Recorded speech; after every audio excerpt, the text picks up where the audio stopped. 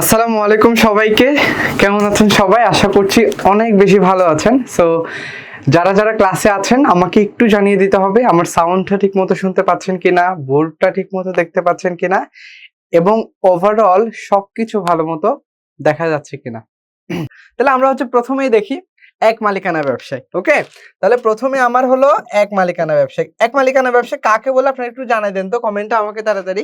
এক মালিকানা ব্যবসা কাকে বলে একটু আমাকে কমেন্টে জানাই দেন। তাসিফুল ইসলাম শরীয়তপুর থেকে, স্নেহা ঢাকা, আয়েশা সিদ্দিকা বরিশাল, আকলাস আহমেদ, আহ আচ্ছা, মালিক পরিচালক একজন। Very good Raida. হ্যাঁ, একক মালিকানা। ইয়েস, সঞ্জিতা, সাবরিনা, অনিশা, আয়েশা বলছে একক মালিকের অধীনে একক উদ্যোক্তা একাই যে ব্যবসা করে। ইয়েস ইয়েস ইয়েস হিমেল। তারপর বুশরা বলছে এন্টারপ্রেনার একজন। ওকে, তার মানে হলো এক মালিকানা ব্যবসা বলা হয় যে ব্যবসায়ের মালিক একজন, অর্থাৎ একজন মালিক দ্বারা গঠিত, পরিচালিত এবং নিয়ন্ত্রিত ব্যবসাকে এক মালিকানা ব্যবসা বলা হয়।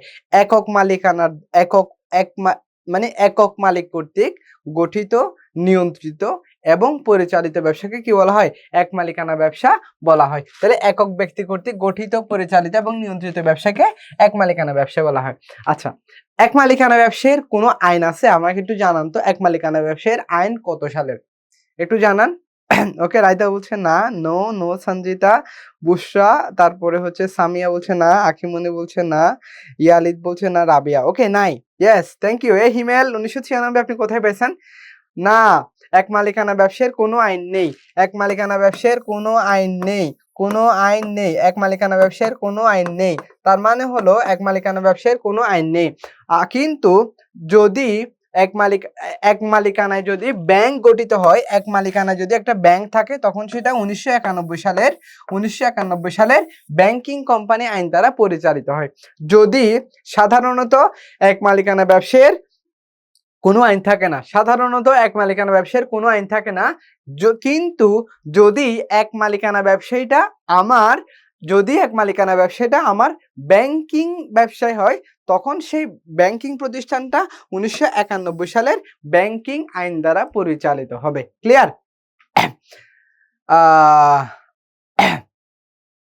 আচ্ছা, তারপরে দেখেন এবার এক মালিকানা ব্যবসাকে সকল সংগঠনের রাজা বলা হয়। আমাদের এখানে খুব একটু দরকার নাই। আচ্ছা, এক মালিকানা ব্যবসার বৈশিষ্ট্য। আমাদের এখানে এক মালিকানা ব্যবসা থেকে মেইনলি যে প্রশ্নটা আসবে, হ্যাঁ, এক মালিকানা ব্যবসায় আমার মেইনলি যে প্রশ্নটা আসবে সেটা হচ্ছে এক মালিকানা ব্যবসার মানে প্রধান সুবিধা কোনটা, এক মালিকানা ব্যবসার প্রধান সুবিধা কোনটা, প্রধান অসুবিধা কোনটা, প্রধান বৈশিষ্ট্য কোনটা, মেইনলি এই টাইপের কোয়েশ্চেন হয়ে থাকে। তার মানে আপনার কাছে যদি লেকচার শিট থাকে যে এক মালিকানা ব্যবসার বৈশিষ্ট্য যে পার্টটা আছে সেখানে লিখেন একক মালিকানা, এটা হলো আমার প্রধান বৈশিষ্ট্য। এক মালিকানা ব্যবসায়ের প্রধান বৈশিষ্ট্য কি? একক মালিকানা। এক মালিকানা ব্যবসায়ের প্রধান বৈশিষ্ট্য হচ্ছে একক মালিকানা। আবার এক মালিকানা ব্যবসায়ের প্রধান বৈশিষ্ট্য হচ্ছে একক মালিকানা। এখন এসবগুলা জিনিস হলো আপনারা পড়বেন। এমনও হইতে পারে যে এক মালিকানা ব্যবসায়ের বৈশিষ্ট্য কোনটি, এরকম প্রশ্নও আমার পরীক্ষায় আসতে পারে। ক্লিয়ার? মানে এক মালিকানা ব্যবসায়ের বৈশিষ্ট্য কোনটা, এরকম প্রশ্ন আমার আসতে পারে। তবে মেইনলি আমার মনে রাখতে হবে এক মালিকানা ব্যবসায়ের প্রধান বৈশিষ্ট্য কোনটা। প্রধান বৈশিষ্ট্য হচ্ছে একক মালিকানা। ঠিক আছে? আচ্ছা, এবার আমরা নেক্সট যাচ্ছি, সেটা হচ্ছে এক মালিকানা ব্যবসায়ের সুবিধা।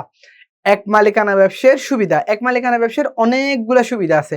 আমার অনেকগুলা সুবিধা পরীক্ষায় আসবে না, আমার পরীক্ষায় আসবে প্রধান সুবিধা কোনটা। প্রধান সুবিধা হচ্ছে সহজ গঠন ও বিলোপ সাধন, এটা হলো প্রধান সুবিধা। এক মালিকানা ব্যবসার প্রধান সুবিধা কি স্যার? এক মালিকানা ব্যবসার প্রধান সুবিধা আপনারা একটু বলেন তো, লিখেন, যেন আপনাদের একসাথে মনে পড়ে যায়, যেন একসাথে এটা আপনারা যখন লিখবেন, কমেন্টে যখন লিখবেন, তখন এই জিনিসটা আপনাদের ক্লিয়ার হয়ে যাবে। ওকে, ইজি ফরমেশন। ইয়েস বুশরা। তারপরে এন্ড ডিসলিউশন। ওকে, সহজ গঠন ও বিলোপ সাধন, সহজ গঠন ও বিলোপ সাধন, সামিউল সাইয়েদ। তারপরে আনিশা আচার্য বলছে সহজ গঠন করা যায়। ওকে, আচ্ছা দেখেন, তার মানে হলো আমার এক মালিকানা ব্যবসায়ের, খেয়াল করেন, এক মালিকানা ব্যবসায়ের প্রধান সুবিধা শুধুমাত্র সহজ গঠন, এই কথাটাও আমার থাকতে পারে, অথবা সহজ গঠন পদ্ধতি ও বিলোপ সাধন, এই কথাটাও আমার পরীক্ষায় থাকতে পারে, অথবা আপনাকে বলতে পারে নিচের কোনটি এক মালিকানা ব্যবসায়ের সুবিধা, তখন হইতে পারে দ্রুত সিদ্ধান্ত গ্রহণ, হইতে পারে মিতব্যয়িতা, হতে পারে গোপনীয়তা, এখান থেকে যে কোনো একটা দিয়ে, অথবা বলবে নিচের কোনটি এক মালিকানা ব্যবসায়ের সুবিধা নয়। কি বললাম? নিচের কোনটি এক মালিকানা ব্যবসায়ের সুবিধা নয়। তাহলে এগুলো সবগুলো যদি সুবিধা হয়, অসীম দায় হলো আমার অসুবিধা। তাহলে এখান থেকে হয়তো 3টা দিছে, ঘ নাম্বারে দিল অসীম দায়। মানে কি, এক মালিকানা ব্যবসায়ের অসুবিধা কোনটা, সরি, এক মালিকানা ব্যবসায়ের সুবিধা নয় কোনটা, সুবিধা নয় কোনটা, তার মানে হলো আমার অসীম দায় এক মালিকানা ব্যবসায়ের একটা অসুবিধা। ঠিক আছে, প্রশ্নটা এভাবেও আসতে পারে। ক্লিয়ার? ক্লিয়ার না হওয়ার কিছু নাই, অনেক ইজি ব্যাপার স্যাপার। তারপরে হচ্ছে আমরা একটু দেখি যে এক মালিকানা ব্যবসায়ের অসুবিধা, এক মালিকানা ব্যবসায়ের অসুবিধা, এক মালিকানা ব্যবসায়ের, আচ্ছা 6 নাম্বার পয়েন্টটা একবার রিপিট করেন, মিতব্যয়িতা। আচ্ছা, এক মালিকানা ব্যবসায়ের সুবিধার মধ্যে মিতব্যয়িতা কিভাবে একটা সুবিধা হয়, এটা হচ্ছে প্রশ্ন, রাইট? দেখেন, মিতব্যয়িতা মান হলো কম খরচ করার প্রবণতা। এখন যদি এক মালিকানা ব্যবসায় হয়, তখন এই ব্যবসা প্রতিষ্ঠানটা সরাসরি মালিক নিজে পরিচালনা করে। তো যেহেতু মালিক নিজে পরিচালনা করে, ওই মালিক মানে হচ্ছে ওই মালিক চেষ্টা করে যে কি প্রফিট ম্যাক্সিমাইজ করার জন্য, বেশি পরিমাণ প্রফিট করার জন্য। এখন যেহেতু এটা তিনি নিজে পরিচালনা করেন, তিনি নিজে নিয়ন্ত্রণ করেন, সেজন্য তিনি চেষ্টা করেন খরচ কমানোর জন্য, এবং এই যে খরচ কমানোর যে একটা প্রবণতা, সেই ব্যাপারটা হলো মিতব্যয়িতা, যে কারণে উনি খরচ কমিয়ে, মানে হচ্ছে অপ্রয়োজনীয় খরচগুলো কমানোর চেষ্টা করেন। তাহলে এই যে উনি খরচ কমানোর চেষ্টা করছেন, এটাই হচ্ছে ওনার মিতব্যয়িতা। ঠিক আছে, তো এই এই এক মালিকানা ব্যবসায় যেহেতু মালিক নিজে পরিচালনা করেন, এই জন্য তিনি চান খরচ কম হোক, অপ্রয়োজনীয় খরচগুলো কমায় ফেলেন, এই জন্য এখানে মিতব্যয়িতা থাকে, এই জন্য এটা অনেক বেশি সহজ হয়, মানে এই জন্য এটা মিতব্যয়িতা একটা সুবিধা। ক্লিয়ার? রাইদা বলছে নমনীয়তাটা একটু আবার বলুন। বুশরা, ওকে ওকে, বুশরা বুঝছেন কিনা একটু বললেন। তারপরে হচ্ছে নমনীয়তাটা আবার একটু বুঝান। নমনীয়তা, আচ্ছা নমনীয়তা হচ্ছে নমনীয়তা, নমনীয়তা কোথায়, কত নাম্বার? ঋণের সুবিধা, করের সুবিধা, আচ্ছা আমি বলি। নমনীয়তা, নমনীয়তা মানে হলো পরিবর্তিত পরিস্থিতির সাথে খাপ খাইয়ে নেওয়ার প্রবণতা। হ্যাঁ, পরিবর্তিত পরিস্থিতির সাথে খাপ খাইয়ে নেওয়ার প্রবণতা হলো নমনীয়তা। এখন নমনীয়তা কেন একটা সুবিধা? নমনীয়তা হচ্ছে কি, নমনীয়তা হলো যখন মানে হলো আমরা নমনীয়তা বলতে বুঝি পরিবর্তিত পরিস্থিতির সাথে খাপ খাইয়ে নেওয়ার প্রবণতা। এখন যখন একজন মালিক কি করে, যখন একজন মালিক দেখে, ধরেন একক মালিকানা ব্যবসার ক্ষেত্রে আমরা দেখি, ধরেন একজন মালিক শীতকালে শীতের কাপড়ের ব্যবসা করতেছে, শীতের কাপড়ের ব্যবসা করতেছে। এখন সে কি করলো, তার শীতের মৌসুম যাওয়ার পরে তার ব্যবসাটা ভালো চলতেছে না। তো এখন যেহেতু তার ব্যবসাটা ভালো হচ্ছে না, তাহলে আমি একটা কাজ করি। সে চিন্তা করলো কি, এখন সে চিন্তা করলো মানুষ এখন আসলে শীতের জামা কিনতেছে না, অথবা তিনি জামার যে ব্যবসা করেন সেটা ভালো করতে পারছেন না। তখন তিনি কি করলেন, তিনি চিন্তা করলেন যে না, আমি তাহলে এখন সবজির ব্যবসা করব। তাহলে এই যে তিনি, তার কাপড়ের ব্যবসা ভালো হচ্ছে না এখন, সেজন্য তিনি সিদ্ধান্ত নিলেন, মানে পরিস্থিতি যখন পরিবর্তন হলো, তখন তিনি সিদ্ধান্ত নিলেন তিনি কিসের ব্যবসা করবেন, ফলের ব্যবসা করবেন। তাহলে এই যে পরিস্থিতি পরিবর্তনের সাথে সাথে এক মালিকানা ব্যবসায় যেহেতু দ্রুত সিদ্ধান্ত গ্রহণ করা যায়, এই যে নমনীয়তা, আবার পরিবর্তিত পরিস্থিতির সাথে হচ্ছে কি খাপ খাইয়ে নেওয়ার যে একটা প্রবণতা, সেটাই হচ্ছে আমার নমনীয়তা। ওকে, আচ্ছা আরেকজন বলছে 19 নাম্বারটা, 19 নাম্বার হচ্ছে ব্যবসায়ের ক্ষেত্র পরিবর্তন। এই যে এই নমনীয়তা যে কথা, ব্যবসায়ের ক্ষেত্র পরিবর্তন, উদাহরণটা হচ্ছে আমার সেম, মানে হলো কি ব্যবসায়ের ক্ষেত্র, সে আগে কাপড়ের ব্যবসা করতো, কাপড় জমতেছে না, এখন সে নিজের সিদ্ধান্ত অনুযায়ী সে নিজে বললো যে না থাক, আমি এখন আর কাপড়ের ব্যবসা করবো না, আমি এখন ব্যবসা করব হচ্ছে কিসের, আমি এখন ব্যবসা করব যে ফ্রুটসের। ব্যবসার ক্ষেত্রটা পরিবর্তন হয়ে গেছে। তারপরে আরেকজন বললেন হলে ব্যক্তিগত নৈপুণ্য প্রদর্শন। ব্যক্তিগত নৈপুণ্য প্রদর্শন বলতে বোঝায় যখন একজন ব্যবসায়ী, যখন এক মালিকানা ব্যবসায়ী আমরা জানি কি এক মালিকানা ব্যবসায় ব্যবসাটা পরিচালনা করেন কে? মালিক নিজে। তো যেহেতু মালিক নিজে ব্যবসাটা পরিচালনা করেন, যেহেতু মালিক নিজে ব্যবসাটা পরিচালনা করেন, তাই তিনি চেষ্টা করেন গ্রাহকদের সাথে সর্বোচ্চ সম্পর্ক বজায় রাখার জন্য। এই যে উনিও উনার যতটুকু সম্ভব ততটুকু পরিমাণ তিনি গ্রাহকদের সাথে ভালো ব্যবহার করেন, ততটুকু পরিমাণ গ্রাহকদেরকে ভালো মানে উনার যতটুকু বেস্টটুকু দেয়া যায় উনি সেটাই দেখানোর চেষ্টা করেন। এটাই হলো উনার ব্যক্তিগত নৈপুণ্য। মানে উনার সর্বোচ্চটুকু, উনার যত গুণ সবগুলো গুণাগুণ হচ্ছে উনি কাকে দিতে চান? গ্রাহকদেরকে শো করার চেষ্টা করেন। এটা হচ্ছে ব্যক্তিগত নৈপুণ্য প্রদর্শনের সুযোগ থাকে। তারপরে হলো প্রত্যক্ষ সম্পর্ক ১১ নাম্বার। আচ্ছা, যেহেতু এক মালিকানা ব্যবসায় সবগুলো হচ্ছে সেম জিনিস, আপনি ইজিলি বুঝবেন। এক মালিকানা ব্যবসায় পরিচালনা করেন কে? মালিক একা। তো যেহেতু মালিক একা পরিচালনা করে, সেহেতু যেহেতু মালিক একা পরিচালনা করে, সেহেতু এখানে যারা গ্রাহক আসে তাদের সাথে মালিকের একটা ব্যক্তিগত সম্পর্ক থাকে। প্রত্যক্ষ মানে কি? সরাসরি যোগাযোগ। তার মানে হলো যেহেতু মালিক একজন, তিনি নিজেই ব্যবসা পরিচালনা করেন, তিনি একাই ব্যবসা পরিচালনা করেন, সেহেতু তিনি নিজেই কি করতে পারেন?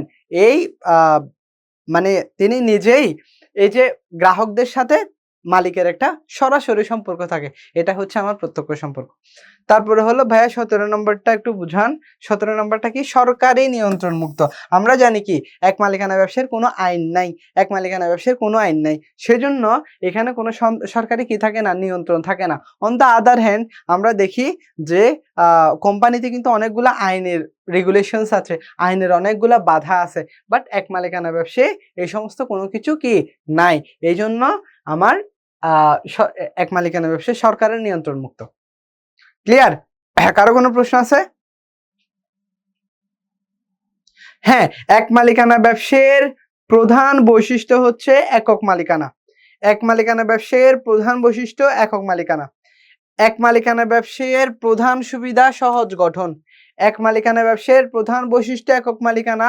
এক মালিকানা ব্যবসায়ের প্রধান সুবিধা সহজ গঠন ও বিলোপ সাধন, অথবা শুধু সহজ গঠন, এটাও থাকতে পারে। ঠিক আছে? তারপরে এখন আমরা অসুবিধাটা দেখব। এক মালিকানা ব্যবসায়ের প্রধান অসুবিধা হচ্ছে অসীম দায়। এক মালিকানা ব্যবসায়ের প্রধান অসুবিধা, এক মালিকানা ব্যবসায়ের প্রধান অসুবিধা, এক মালিকানা ব্যবসায়ের প্রধান অসুবিধা, এক মালিকানা ব্যবসায়ের প্রধান অসুবিধা হচ্ছে, এক মালিকানা ব্যবসায়ের প্রধান অসুবিধা হচ্ছে কি?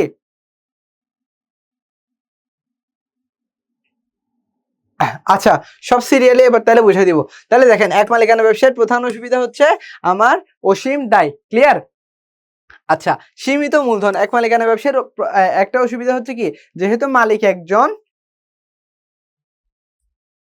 আচ্ছা, হ্যাঁ,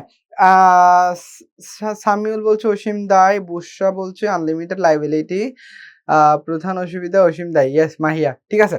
আচ্ছা দেখেন, এবার এখন হচ্ছে কি অসীম দায় বলতে কি? অসীম দায় বলতে কি বোঝায়? অসীম দায় বলতে বোঝায়, ধরেন মালিক ১ লক্ষ টাকা হচ্ছে বিনিয়োগ করছে।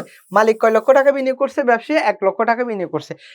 অসীম দায় বলতে বোঝায় বিনিয়োগকৃত সম্পত্তির বাহিরে গিয়ে, বিনিয়োগকৃত মূলধনের বাহিরে গিয়ে মালিকের ব্যক্তিগত সম্পত্তি দায়বদ্ধ হওয়া। কি বললাম? কি বললাম?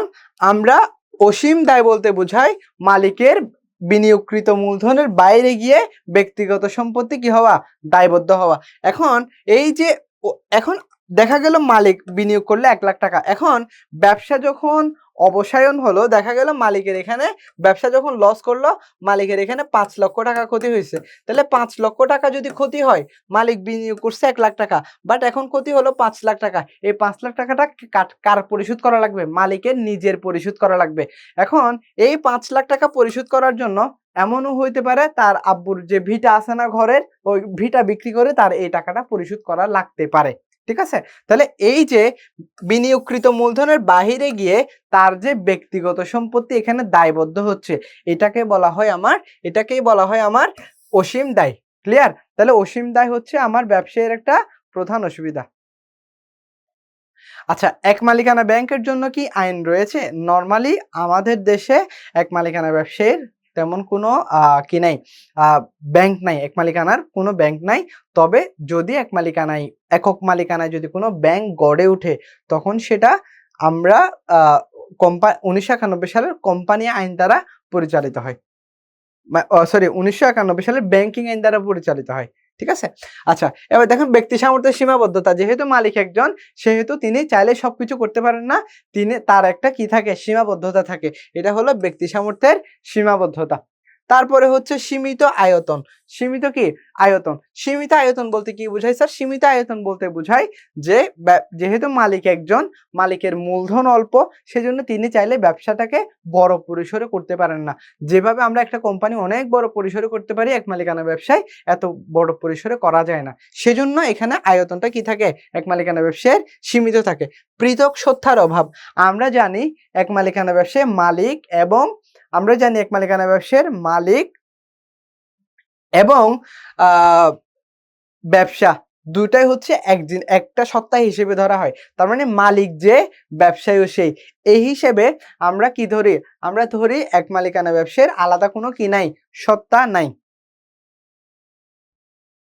হ্যাঁ, এক মালিকানা ব্যবসায়ীর আলাদা সত্তা নাই। এবারে স্থায়িত্বের অভাব। এখন এক মালিকানা ব্যবসায়ী আলটিমেটলি ডিপেন্ড করে মালিক যেহেতু একজন, এটার কোনো স্থায়িত্ব থাকে না। মানে হলো মালিক যখন ইচ্ছা সে দোকান বন্ধ করে দিতে পারে, মালিক যখন ইচ্ছে সে দোকানটা চালু করতে পারে, বিজনেসটা রান করতে পারে। তাহলে এখানে কিসের অভাব আছে? স্থায়িত্বের অভাব আছে। আচ্ছা, 12 নম্বরটা বুঝিয়ে দেন, সবগুলো বুঝিয়ে দিব রায়দা। তারপরে হচ্ছে ভাই এক মালিকানা ব্যবসায় কতবার কর দিতে হয়? এক মালিকানা ব্যবসায়ের আলাদা কোনো আইনগত সত্তা নাই। এক মালিকানা ব্যবসায়ের আয় ধরে নেওয়া হয়, সেটা হচ্ছে মালিকের আয়। এক মালিকানা ব্যবসায়ের যেটা আয় সেটাকে ধরে নেওয়া হয় কার আয়? মালিকের আয়। ঠিক আছে? তো এই জন্য এক মালিকানা ব্যবসায়ের কর দিতে হয় মালিকের আয়ের উপর, মালিকের আয়ের উপর। তারপর হচ্ছে কি বাট ওনার ইনকামের উপর ট্যাক্স দিতে হয়। ইয়েস, একবার। থ্যাংক ইউ বুশরা। তারপরে হচ্ছে মালিকের সত্তায় ব্যবসায়ী সত্তা। Very good Mahiya. সঞ্জিতা ভাইয়া, ঢাবিতে সাধারণত কখন হয়? এটা কি বুঝলাম না। ঢাবিতে সাধারণত কেমন হয় মানে আরেকটু বুঝাই দিয়েন সঞ্জিতা। আচ্ছা, ব্যয় সংকোচন অসুবিধা। এক মালিকানা ব্যবসায় ব্যয় সংকোচন অসুবিধা। অনেক সময় ব্যয় কমাতে গিয়ে অনেক সময় অসুবিধা দেখা যায় এক মালিকানা ব্যবসায়ী। তারপরে হচ্ছে মালিকের স্বেচ্ছাচারিতা। মালিক এখানে কি যা ইচ্ছা সেটাই করে। ইচ্ছা হলে দোকান অফ রাখে, ইচ্ছা হলে দোকান খোলে, ইচ্ছা হলে ব্যবসা চালায়, ইচ্ছা হলে ব্যবসা অফ করে দেয়। এটা হলো মালিকের স্বেচ্ছাচারিতা, তার যা ইচ্ছা সেটাই করতে পারে। তারপরে হচ্ছে সম্প্রসারণের অসুবিধা। যেহেতু মালিকের টাকা কম, টাকা পয়সা কম, মূলধন কম, সেজন্য সে চাইলে এটাকে কি করতে পারে না, বেশি পরিমাণে সম্প্রসারণ করতে পারে না। ক্লিয়ার? আচ্ছা, কর্মীদের সুযোগ সুবিধার অভাব। যেহেতু মালিকের একটা সীমাবদ্ধতা আছে, ব্যবসায়ের আয়তন ছোট, সেজন্য এখানে কর্মীদের একটা কি থাকে, সীমাবদ্ধতা থাকে। কর্মীদের একটা সীমাবদ্ধতা থাকে। ক্লিয়ার? এখনো দিচ্ছে না স্যার, রেকর্ড ক্লাস এখনো দিচ্ছে না। আচ্ছা, রেকর্ড ক্লাস এখন না দিলে আপনারা একটু অফিসে যোগাযোগ করবেন, হ্যাঁ?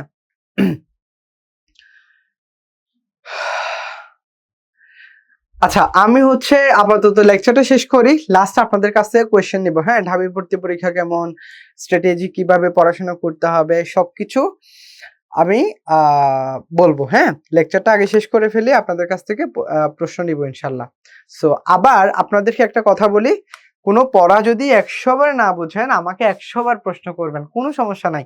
বাট বিষয়টা হলো, মানে আমরা এখানে সবাই শিখতে আসছি, আমিও আপনাদের কাছ থেকে শিখছি। আমি যতটুকু জানি সেটা সর্বোচ্চটুকু আপনাদেরকে দিব, আবার আপনারাও আমাকে সর্বোচ্চ হেল্প করবেন। ওকে? তো এই যে কোনো পড়া যদি না বুঝেন, 100 বার না বুঝলে আমাকে 100 বার জিজ্ঞেস করবেন লেকচার থেকে মানে লেকচারে কোনো পড়া যদি না বুঝেন। আর এক্সট্রা যদি কোনো কোয়েশ্চেন থাকে আমি লাস্টে জিজ্ঞেস করবো ইনশাল্লাহ।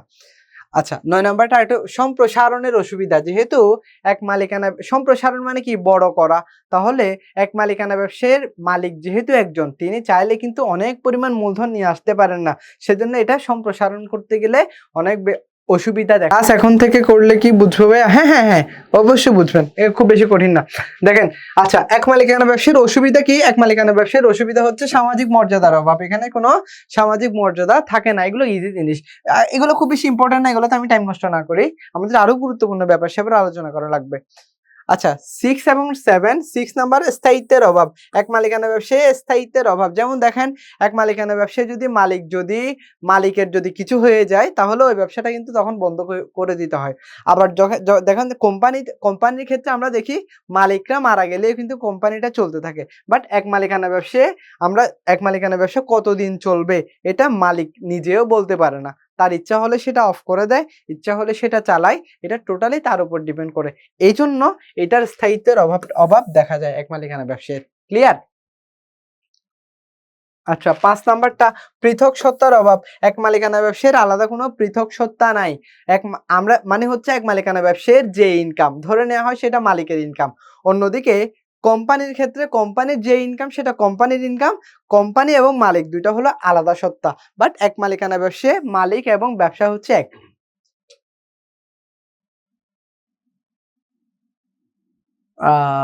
অসুবিধার এক থেকে তাহলে বোঝা ইজি হবে। স্যার 5 নাম্বার পৃথক সত্তার অভাব বুঝছেন? আচ্ছা সীমিত মূলধন। আচ্ছা এখানে কার স্পেসিফিক কোথায় প্রবলেম আছে বলেন? এখানে এই জায়গায় আর কোনো প্রবলেম আছে? এগুলো আমার গুরুত্বপূর্ণ না, এগুলো আমি না পড়লেও চলবে। এগুলো কাজ নাই। না এগুলো পড়া লাগবে না। বিপর্যয়ের অভাব, হাবিজাবি এগুলো পড়া লাগবে না। এগুলো আসবে না আমার পরীক্ষায়। ঠিক আছে? Okay thank you. সব বুঝছি। তরু বলছে, বুশরা বলছে সব বুঝছি। ক্লিয়ার বুঝছি। ওকে ক্লিয়ার সাইদ, তাওসিফ, জিনিয়া, তারপরে হচ্ছে সামিয়া বলছে ক্লিয়ার। থ্যাংক ইউ সবাইকে। স্যার 10 নাম্বার 5 নাম্বার একটু বলেন প্লিজ। প্লিজ একটু বলেন 10 নাম্বারটা কি? 10 নাম্বার কর্মীদের সুযোগ সুবিধার অভাব। এক মালিকানা ব্যবসা যেহেতু বড় নয়, এক মালিকানা ব্যবসা যেহেতু ছোট, সেখানে কর্মীরা ভালোমতো সুযোগ সুবিধা পায় না। যেহেতু মালিকের একটা সীমাবদ্ধতা থাকে, মালিক একজন, মূলধন কম, সেজন্য সে কর্মীদেরকে বেশি পরিমাণ সুযোগ সুবিধা দিতে পারে না। ঠিক আছে? এইজন্য আমি এই অকাজের সবগুলা আলোচনা করতে চাই না। এগুলো খুব বেশি আসবে না। আমার পরীক্ষার জন্য গুরুত্বপূর্ণ এক মালিকানা ব্যবসার প্রধান অসুবিধা কি? অসীম দায়। এই অসীম দায়টাই আমার পরীক্ষায় আসবে। বুঝছেন? এগুলো না বুঝলে আমার চলবে। এগুলো খুব বেশি ইম্পর্টেন্ট না। এইজন্য আমি এগুলোতে গুরুত্ব দিচ্ছি না। 7 নাম্বার গোপনীয়তা। ও না, অসুবিধা 7 নাম্বার। ব্যয় সংকোচন ও অসুবিধা। এখানে এগুলো খুব বেশি ইম্পর্টেন্ট না। ব্যয় সংকোচন ও অসুবিধা বলতে এখানে কি করতে মালিক ব্যয় মানে ব্যয় কমাতে চায়, কিন্তু ব্যয় কমাতে গিয়ে মানে ব্যয় কমানো অনেক সময় কষ্টসাধ্য হয়ে যায়। ঠিক আছে? আবার 5 নাম্বার বলে একজন 1 ঘন্টা পর পর এসে বলেন 5 নাম্বার 5 নাম্বার এখন 3-4 জন জিজ্ঞেস করছেন, 3-4 বার বললাম। 5 নাম্বার হলো পৃথক সত্তার অভাব। বললাম যে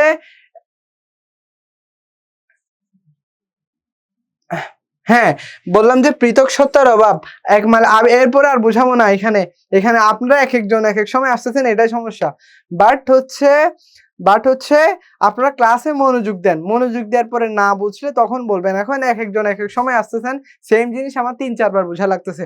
পৃথক সত্তার অভাব বলতে বোঝায় যে এক মালিকানা ব্যবসায়ের মালিক এবং ব্যবসায়ী ২ টা একই সত্তা।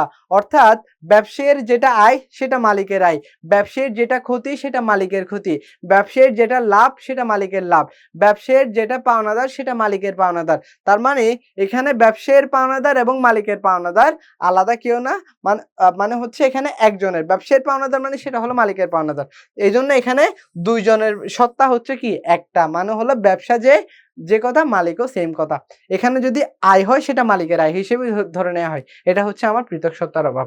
আচ্ছা, এবার আরেকটা গুরুত্বপূর্ণ কোয়েশ্চেন সেটা হচ্ছে আমার সহজ গঠন। বৃহদায়ন ব্যবসায়ের পাশাপাশি এক মালিকানা ব্যবসায় টিকে থাকার প্রধান কারণ। বৃহদায়ন ব্যবসায়ী প্রতিষ্ঠানের পাশাপাশি বৃহদায়ন প্রতিষ্ঠানের বৃহদায়ন প্রতিষ্ঠানের বৃহদায়ন ব্যবসা প্রতিষ্ঠানের পাশাপাশি এক মালিকানা ব্যবসায় টিকে থাকার প্রধান কারণ। এইগুলাই আমার পরীক্ষায় আসবে। হাবি জাবি এত 10-15টা এগুলো পরে বুঝাই কোনো লাভ নাই, টাইম ওয়েস্ট। যেটা দরকারি সেটা আমি আপনাদেরকে পড়াচ্ছি। এখন সহজ গঠন বলতে কি বোঝায়? প্রধান মানে হচ্ছে বৃহদায়ন ব্যবসায়ের পাশাপাশি এক মালিকানা ব্যবসায় টিকে থাকার প্রধান কারণ হচ্ছে সহজ গঠন। কারণ এক মালিকানা ব্যবসায় সহজে গঠন করা যায়, সেজন্য যে কেউ চাইলে এই ব্যবসা গঠন করতে পারে, যে কেউ চাইলে এই ব্যবসায় বিলোপ সাধন করতে পারে। এই জন্য দীর্ঘ সময় ধরে এই এক মালিকানা ব্যবসাটা কি হয়ে আসছে, বৃহদায়ন প্রতিষ্ঠানের পাশাপাশি এই এক মালিকানা ব্যবসাটা এখন পর্যন্ত টিকে আছে। ঠিক আছে? আচ্ছা, তারপরে হলো কাজের সীমাবদ্ধতা, হাবিজাবি এগুলো পড়লে পারবেন, এগুলো আমার খুব বেশি ইম্পর্টেন্ট না। আমার ইম্পর্টেন্ট হলো এই সহজ গঠনটা। ঠিক আছে? তো এগুলাতে টাইম ওয়েস্ট করে লাভ নাই। এগুলার চেয়ে পরীক্ষায় আসার মতো আরো গুরুত্বপূর্ণ জিনিস আছে, সেগুলো আমি আপনাদেরকে পড়াবো। সো প্যারা নিয়েন না, এগুলাতে খুব বেশি ইম্পর্টেন্ট দিতে হবে না। যেটাতে ইম্পর্টেন্ট দেয়া লাগবে সেটা আমি খুব ভালো করে বুঝাই দিচ্ছি। পরীক্ষায় যেগুলো আসে সেগুলো খুব ভালো করেই আমি আপনাদেরকে বুঝাই দিব। ওইগুলাতে আমি কোনো কনফিউশন রাখবো না। ঠিক আছে? এবার দেখেন, এক মালিকানা ব্যবসায়ের উপযুক্ত ক্ষেত্র, এটা খুবই গুরুত্বপূর্ণ। এক মালিকানা ব্যবসায়ের উপযুক্ত ক্ষেত্রসমূহ। দেখেন, এক মালিকানা ব্যবসায়ের উপযুক্ত ক্ষেত্র হচ্ছে এই যে ক্ষুদ্রায়ন সংগঠন, যে সংগঠনগুলো ছোট সেগুলোর জন্য এক মালিকানা ব্যবসা উপযুক্ত। যেমন পানের দোকান, চায়ের স্টল এগুলোর জন্য কি এক মালিকানা ব্যবসায় এক মালিকানা ব্যবসায় সবচেয়ে বেশি কি ক্ষুদ্র যে প্রতিষ্ঠানগুলো ক্ষুদ্র আয়তনের সেগুলা হচ্ছে কি, সেগুলোর জন্য এক মালিকানা ব্যবসা খুব বেশি কাজের উপযুক্ত। যেমন এই যে পানের দোকান, চায়ের স্টল, স্বল্প পুঁজির ব্যবসায়ী, অর্থাৎ যে ব্যবসাগুলোতে আমার পুঁজির পরিমাণ অল্প লাগে, মূলধনের পরিমাণ অল্প লাগে, এই টাইপের ব্যবসা প্রতিষ্ঠানে আমার স্বল্প পুঁজির ব্যবসায়ের ক্ষেত্রে আমার কি লাগে, আমার এক মালিকানা ব্যবসায়ের জন্য উপযুক্ত। যেমন মুদির দোকান, লন্ড্রির দোকান, এগুলোতে হচ্ছে মূলধনের পরিমাণ কম লাগে, সেজন্য এই ক্ষেত্রে স্বল্প পুঁজির ব্যবসায়ের ক্ষেত্রে এক মালিকানা ব্যবসা হচ্ছে কি উপযুক্ত ক্ষেত্র। রেকর্ড ক্লাস দেওয়া হয় না, রেকর্ড ক্লাস দেওয়া হয়, একটু অফিসে যোগাযোগ করবেন, পেজে যোগাযোগ করবেন। হ্যাঁ, আচ্ছা, তারপরে হলো দেখেন কম ঝুঁকির ব্যবসায়ী, যে ব্যবসাগুলো হচ্ছে ঝুঁকি কম সেগুলোর জন্য এক মালিকানা ব্যবসায় বেশি উপযুক্ত। যেমন ঝুঁকি কম বলতে, যেহেতু মালিক এখানে একা, তিনি চাইলে কোটি টাকার ঝুঁকি নিতে পারবে না, যেহেতু একজন, সেহেতু এখানে মূলধনের পর্যাপ্ততা, মূলধন কম থাকে, সেজন্য যে ব্যবসাগুলোর ঝুঁকি কম সেগুলোর জন্য হচ্ছে কি এক মালিকানা ব্যবসায় উপযুক্ত। মুদির দোকান, ওষুধের ব্যবসায়ী, তারপর হচ্ছে কৃষি পণ্যের ব্যবসায়ীর জন্য কোন ব্যবসা প্রতিষ্ঠান উপযুক্ত, এক মালিকানা ব্যবসা প্রতিষ্ঠান উপযুক্ত। তারপরে হলো প্রত্যক্ষ সেবামূলক প্রতিষ্ঠান। প্রত্যক্ষ সেবামূলক মানে হলো যেগুলা সরাসরি প্রত্যক্ষ সেবা দিয়ে থাকে, সেগুলোর জন্য এক মালিকানা ব্যবসায়ী প্রতিষ্ঠান উপযুক্ত। লন্ড্রি সার্ভিস, সাইকেল মেরামত সার্ভিস। তারপর হচ্ছে পচনশীল দ্রব্য, এটা একটু গুরুত্বপূর্ণ। পচনশীল দ্রব্য, তারপর হচ্ছে কি স্বল্প পুঁজির ব্যবসায়ী। দেখেন কোনটা গুরুত্বপূর্ণ, স্বল্প পুঁজির ব্যবসায়ীর ক্ষেত্রে, তারপরে হলো পচনশীল দ্রব্যের ক্ষেত্রে, তারপরে হলো পরিবর্তনশীল চাহিদার পণ্য। এই তিনটা খুব গুরুত্বপূর্ণ। হ্যাঁ,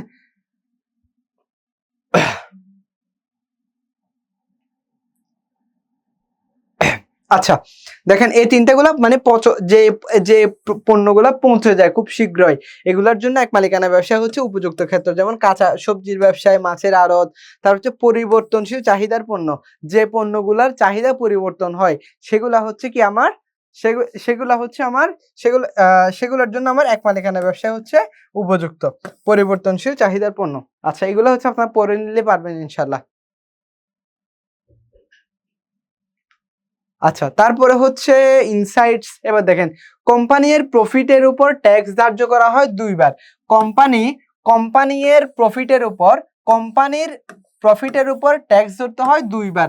কোম্পানির প্রফিটের উপর ট্যাক্স ধরতে হয় কয়বার, দুইবার। কিন্তু এক মালিকানা ব্যবসায়ের প্রফিটের উপর ট্যাক্স ধার্য করা হয় একবার। এক মালিকানা ব্যবসায়ের যেটা প্রফিট সেটা হলো মালিকের ইনকাম। এক মালিকানা ব্যবসায়ের যেটা প্রফিট সেটা কার ইনকাম, মালিকের ইনকাম। তার মানে এক মালিকানা ব্যবসায়ের যে ট্যাক্সটা দেয়া হয় সেটা মেইনলি মালিকের ইনকাম ট্যাক্স। ক্লিয়ার? এক মালিকানা ব্যবসায়ে যে ট্যাক্সটা দেয়া হয় সেটা মেইনলি মালিকের ইনকামের উপর। পার্টনারশিপ পড়ার সময় বুঝাবো বুশরা। দেখেন, পার্টনারশিপ বিজনেসে নিবন্ধিত হলে কর দিতে হয় দুইবার, আর নিবন্ধিত না হলে কর দিতে হয় একবার। এটা আমি পার্টনারশিপ পড়ার সময় বুঝাবো। এক মালিকানা ব্যবসায়ের প্রধান সুবিধা সহজ গঠন প্রণালী। এক মালিকানা ব্যবসায়ের প্রধান সুবিধা সহজ গঠন প্রণালী, যেটা বলছিলাম, এক মালিকানা ব্যবসায়ের প্রধান সুবিধা সহজ গঠন প্রণালী, এক মালিকানা ব্যবসায়ের প্রধান অসুবিধা অসীম দায়। এই দুইটা জিনিস একটু স্টার মার্ক দিয়ে রাখেন। যদি লেকচার শিট থাকে, লেকচার শিটে স্টার মার্ক দিয়ে রাখেন এই দুইটা পার্ট। প্রধান সুবিধা, প্রধান অসুবিধা। আচ্ছা ওকে, একটা এমসিকিউ দিছে, দেখি কার আগে কে আনসার দিতে পারেন, কার আগে কে আনসার দিতে পারেন একটু দেখি। ডি বলছে বুশরা, তারপরে আনবাজি খারে কোন ব্যবসায় বৈশিষ্ট্য, নিচে কোনটা কোন ব্যবসায় বৈশিষ্ট্য নয়। ডি রাইদা, সামিয়া, ফারিহা, সানজিদা, হাদিনুর, তারপর হচ্ছে আখিমনি, সুমাইয়া, মাহিয়া, স্নেহা, আয়েশা, জেবা, তাসিন, মিথিলা, ইয়াসিন, ইয়ালিদ, তানহা, জিনিয়া, মাহিনুর, তাহিয়া। কংগ্রাচুলেশন সবাইকে। উম্মে সৌদা, সারি, শাহরিয়ার নাকি শাহরিয়ার লেখা আছে। আচ্ছা আবিদ, তারপর হচ্ছে তানিশা খন্দকার, সবাই বলছে ডি। সাইদ বলছে D, thank you Saeed, thank you সবাইকে, কংগ্রাচুলেশনস। তার মানে কি নিচের কোনটি এক মালিকানা ব্যবসার বৈশিষ্ট্য নয়? এই নয় কথাটা আপনার ঢাবিতে বেশি আসে, নয় কথাটা ঢাবিতে বেশি আসে। আপনি যদি আমার মতো পাবলিক হয়ে থাকেন যিনি হচ্ছে এই নয়টা কম দেখে, আমি চোখ বন্ধ করে কি করি জানেন, এতটুকু পড়ি, নিচের কোনটি এক মালিকানা ব্যবসার বৈশিষ্ট্য।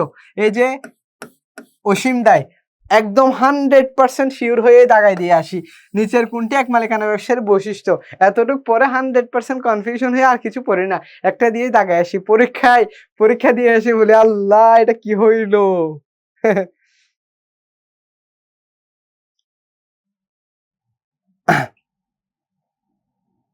আচ্ছা তো এই যে ঢাবির ভর্তি পরীক্ষায় এই 9 কথাটা দিয়ে এমসিকিউ অনেক আসে, সো পড়তে হবে, বুঝে আনসার করতে হবে। এখানে এক মালিকানা ব্যবসার বৈশিষ্ট্য নয়, অসীম দায় এক মালিকানা ব্যবসার বৈশিষ্ট্য। আইনগত অস্তিত্ব নেই, এটাও এক মালিকানা ব্যবসার বৈশিষ্ট্য। অনিশ্চিত স্থায়িত্ব, এটাও এক মালিকানা ব্যবসার কি বৈশিষ্ট্য। তাহলে আনুপাতিক হারে মুনাফা বন্টন, এটা হলো অংশীদারি ব্যবসায়ের বৈশিষ্ট্য। ক্লিয়ার? হ্যাঁ, পরে রেকর্ড ক্লাস পাবেন, পরে রেকর্ড ক্লাস পাবেন, আপনার অফিসে যোগাযোগ করলে দিবে। অফিসে যোগাযোগ, অফিসে বলতে কি বিজনেস টাইটানের পেজে নক করবেন, বিজনেস টাইটানের পেজে নক করে বলবেন যে ভাইয়া আমরা ক্লাসটা মিস করছি বা আমাদের রেকর্ড ক্লাসটা লাগবে, তখন পেজে নক করবেন, অফিসে যোগাযোগ করবেন না। অফলাইনে যারা পড়েন অফিসে যোগাযোগ করবেন না, আপনারা যোগাযোগ করবেন বিজনেস টাইটানের পেজে। কোথায়? বিজনেস টাইটানের পেজে।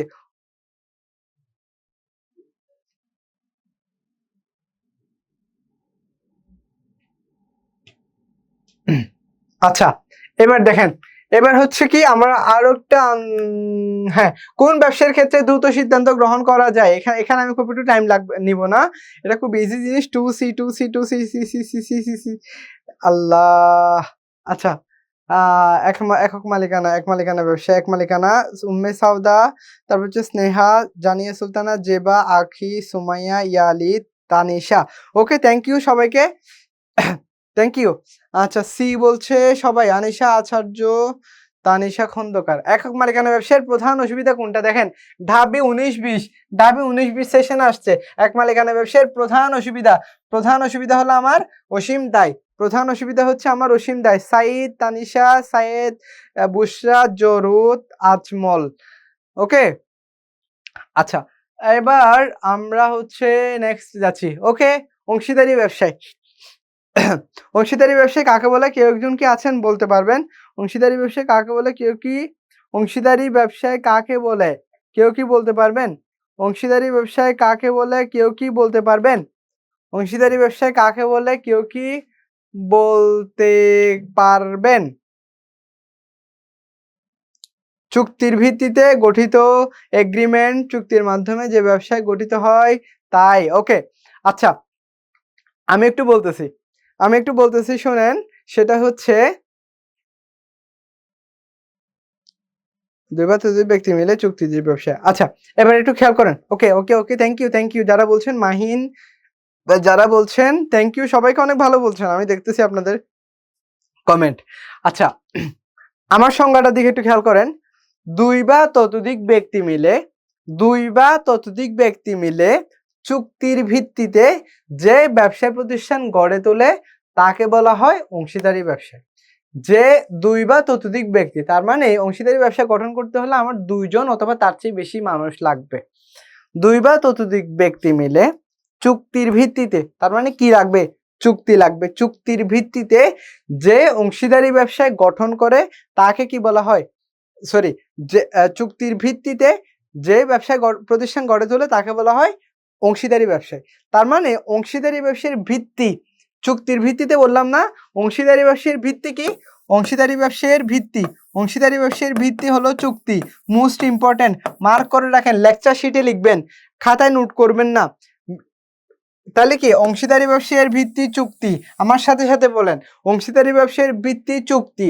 চুক্তি ছাড়া অংশীদারি ব্যবসায় গঠন হতে পারে না, চুক্তি ছাড়া অংশীদারি ব্যবসায় গঠন হতে পারে না, চুক্তি ছাড়া অংশীদারি ব্যবসায় গঠন হতে পারে না। এবার দেখেন এবার আরেকটা গুরুত্বপূর্ণ, অংশীদারি আইন, অংশীদারি আইন, অংশীদারি আইন, অংশীদারি আইন, অংশীদারি আইন 1932 সাল, অংশীদারি আইন 1932, অংশীদারি আইন 1932, মাহিয়া সানজিদা সাবরিনা সামিউল ইয়ালিদ, ওকে।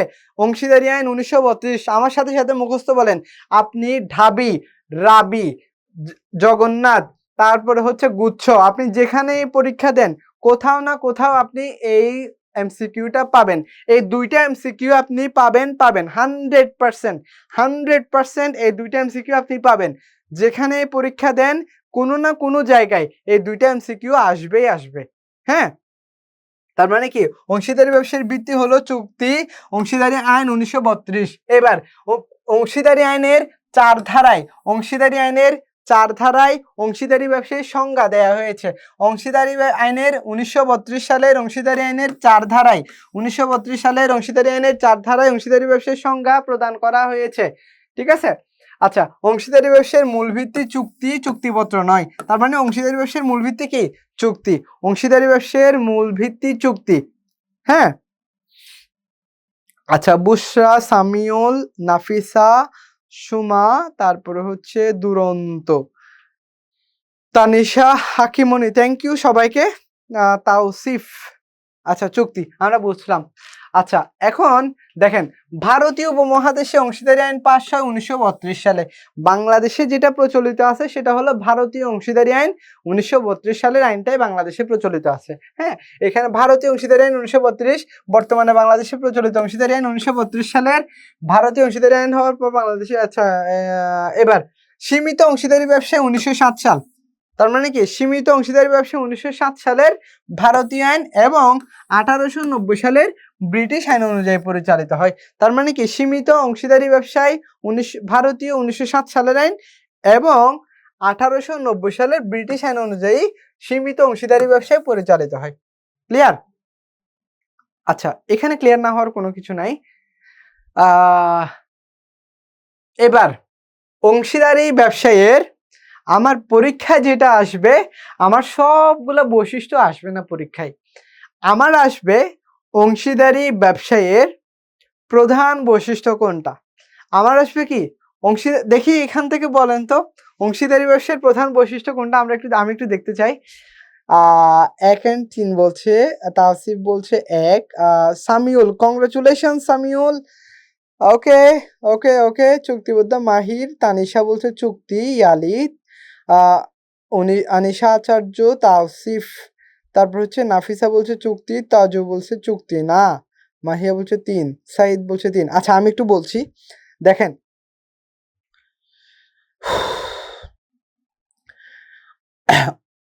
চুক্তি হলো অংশীদারি ব্যবসায়ের ভিত্তি।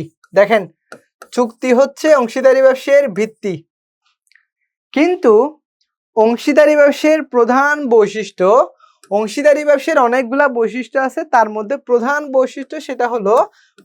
বৈশিষ্ট্য হলো মার্ক করে রাখেন, প্রধান বৈশিষ্ট্য হলো চুক্তিবদ্ধ সম্পর্ক, প্রধান বৈশিষ্ট্য হলো চুক্তিবদ্ধ সম্পর্ক। অংশীদারি ব্যবসায়ের প্রধান বৈশিষ্ট্য হলো চুক্তিবদ্ধ সম্পর্ক।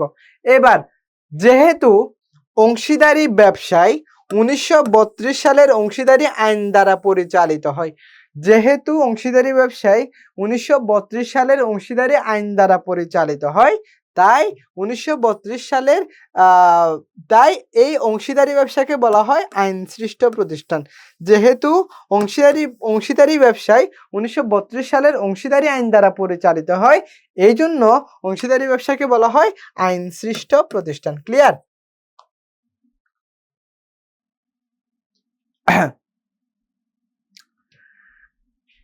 ওকে, আচ্ছা এখানে আমাদের খুব বেশি ইম্পর্টেন্ট কিছু নাই, আমাদের যেটা ইম্পর্টেন্ট লাগবে মোস্ট প্রবাবলি, যেটা আমাকে ভালো করে জানতে হবে, সেটা হচ্ছে চুক্তিবদ্ধ সম্পর্ক। ক্লিয়ার? আচ্ছা আমরা নেক্সটে যাচ্ছি, এগুলো আপনারা পড়লে পারবেন, সো এগুলো নিয়ে খুব বেশি একটু বোদার্ট হয়েন না। এখানে আরো গুরুত্বপূর্ণ জিনিস বোঝানোর আছে, এগুলো খুব বেশি ইম্পর্টেন্ট না, বাট আপনারা পড়বেন। খুব বেশি ইম্পর্টেন্ট না, একবার দুইবার পড়বেন এগুলা, বাট যেগুলো গুরুত্বপূর্ণ সেগুলো আমি পড়াই দিচ্ছি। আচ্ছা, অংশীদারি ব্যবসায়ের অপরিহার্য উপাদান এগুলো খুব বেশি ইম্পর্টেন্ট না। একাধিক সদস্য, চুক্তিবদ্ধ সম্পর্ক, আইনসম্মত উদ্দেশ্য, মুনাফা অর্জন, পারস্পরিক প্রতিনিধিত্ব, পারস্পরিক আস্থা এবং চূড়ান্ত সদিচ্ছা, সেগুলো খুব ব্যাপার স্যাপার। আচ্ছা দায়ের ব্যাপারটা আমি বলবো, জাহান, হ্যাঁ আমি বলবো স্যার এগুলা। আচ্ছা, বিলোপ সাধন যা কিছু আছে সবকিছু আমি পড়াবো। দেখেন, অংশীদারি ব্যবসায়ের চুক্তির উপাদানগুলো 1832 সালের চুক্তি আইন দ্বারা নির্ধারিত হয়। তাহলে কি অংশীদারি ব্যবসায়ের চুক্তির উপাদানগুলো, আমরা চুক্তি আইন আছে, চুক্তি আইন দেখেন, চুক্তি আইন হলো 1872, চুক্তি আইন হলো কত 1872। তো অংশীদারি ব্যবসায়ের চুক্তির যে উপাদান, সেই উপাদানগুলা 1872 সালের চুক্তি আইন দ্বারা নির্ধারিত হয়। ঠিক আছে, দেখেন অংশীদারি ব্যবসা আইনসৃষ্ট ব্যবসা প্রতিষ্ঠান, তবে এর আইনগত সত্তা অথবা কৃত্রিম ব্যক্তি সত্তা নাই। অংশীদারি ব্যবসা আইনসৃষ্ট প্রতিষ্ঠান হলেও এটার কোনো কি নাই, আইনগত সত্তা অথবা কৃত্রিম ব্যক্তি সত্তা নাই। তারপরে হচ্ছে অনিবন্ধিত অংশীদারি ব্যবসাকে ট্যাক্স দিতে হয় একবার, নিবন্ধিত অংশীদারি ব্যবসাকে ট্যাক্স দিতে হয় দুইবার। আচ্ছা, আটপুন স্ট্রিট বলা হয় অংশীদারি ব্যবসাকে। আচ্ছা, অংশীদারি ব্যবসার মূলধন বিনিয়োগকে ফ্রোজেন ইনভেস্টমেন্ট বলা হয়। তো ইয়ার বেশি আসে না, আমার কি ইয়ারে ফোকাস বেশি করব? লেকচার বুকে শুধু একটা ইনসাইটস আছে, অপর পৃষ্ঠে একটু খুলে দেখেন সবগুলাই আছে, লেকচার শিটে সবগুলো ইনসাইটস দেয়া আছে। আচ্ছা, ডিউতে অনেক বেশি ইয়ার আসে, আপনি যদি ইয়ার কোয়েশ্চেন সলভ করেন ঢাবিতে বিগত 20 বছরের, দেখবেন যে ওখান থেকে মিনিমাম আপনি 5, 6, 7টা কমন পাই গেছেন। 12টা কোয়েশ্চেনের মধ্যে 5, 6টা আপনি ওখান থেকে কমন পাবেন। আচ্ছা, তাহলে কি, আচ্ছা অংশীদারি ব্যবসার ইনভেস্টমেন্ট বিনিয়োগকে বলা হয় ফ্রোজেন ইনভেস্টমেন্ট। অংশীদারি ব্যবসায়ী যদি কেউ টাকা বিনিয়োগ করে, সেই টাকাটা সহজে সেখান থেকে তুলতে পারে না, মানে উত্তোলন করতে পারে না, এই জন্য এটাকে বলা হয় ফ্রোজেন ইনভেস্টমেন্ট। ক্লিয়ার? আচ্ছা, তারপরে চূড়ান্ত সদিচ্ছাস কথাটি যে ক্ষেত্রে প্রযোজ্য, 4-5 এ বলছে বুশরা, সানজিদা, নাজিয়া, ইয়ালিদ, মাহিয়া, ওকে, আজমল, তানহা, আখিমনি, জহু, তরুজাহান, সামিয়া খান, আবিদ, স্যামসাং এসএম, এটা কে? তারপর হচ্ছে নাফিসা জেরিন, সুমাইয়া, তা কংগ্রেচুলেশন সুমাইয়া, শারিয়ার, তারপর হচ্ছে নাফিসা, যারা সঠিক আনসার দিচ্ছেন সবাইকে কংগ্রেচুলেশনস। হ্যাঁ, আচ্ছা আমি নেক্সট যাচ্ছি। স্নেহা, অনেকের কমেন্ট হয়তো, আমি চেষ্টা করি কমেন্ট পড়ার জন্য, আপনাদের নাম ধরে ধরে কমেন্ট পড়লে আমারও ভালো লাগে, আমিও চেষ্টা করি আপনাদের নাম ধরে ধরে কমেন্ট পড়ার জন্য, বাট সবার সবগুলো কমেন্ট পড়তে গেলে আমি চেষ্টা করি অন্তত, বাট সময় স্বল্পতার কারণে অনেকের হয়তো আমার কমেন্ট পড়ার সুযোগ হয় না, অথবা খুব দ্রুত ওঠার কারণে মানে কমেন্টটা মিস হয়ে যায় আর কি, খেয়াল করতে পারে না, এই জন্য। তো তার জন্য আমি সরি আপনাদের কাছে, যাদের নাম ধরতে মানে আমি চাই, বাট হচ্ছে দ্রুত যাওয়ার কারণে নামটা আমি পড়তে পারি না আর কি।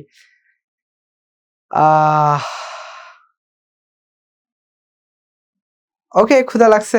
আপনারা হচ্ছে 9টায় যেহেতু ক্লাস করেন, খেয়ে দিয়ে বসবেন ক্লাস করতে, ঠিক আছে? অন্যান্য সময় মানে গতবারে এমন হয়েছে, আমি 7টা থেকে ক্লাস শুরু করছি, 7টা কি 8:30, 8টার দিকে, মোস্ট প্রবাবলি 8টার দিকে ক্লাস শুরু করে 11টার দিকে শেষ করছি, 9টা, 10টা, 11টা।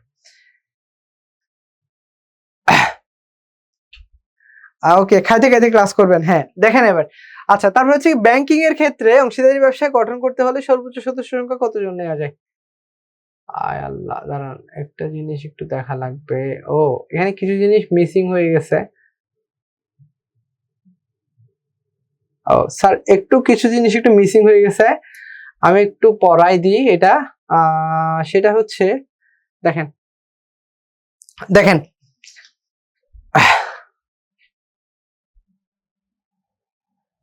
চূড়ান্ত সিদ্ধান্ত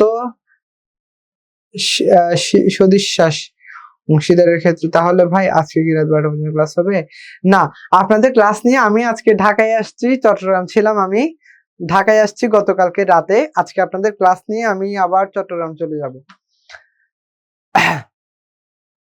আচ্ছা দেখেন, শুনেন, অংশীদারি ব্যবসায়ের সর্বনিম্ন সদস্য সংখ্যা 2 জন, সর্বোচ্চ সদস্য সংখ্যা 20 জন। অংশীদারি ব্যবসায়ী সর্বনিম্ন সদস্য সংখ্যা 2 জন, সর্বোচ্চ সদস্য সংখ্যা 20 জন। আমার পরীক্ষায় এটা খুব বেশি ইম্পর্টেন্ট না, বাট ব্যাংকিং অংশীদারি ব্যবসায়ের ক্ষেত্রে সর্বনিম্ন 2 জন, সর্বোচ্চ 10 জন, সর্বনিম্ন 2 জন, সর্বোচ্চ 10 জন, সর্বনিম্ন 2 জন, সর্বোচ্চ 10 জন। ব্যাংকিং অংশীদারি ব্যবসায়ের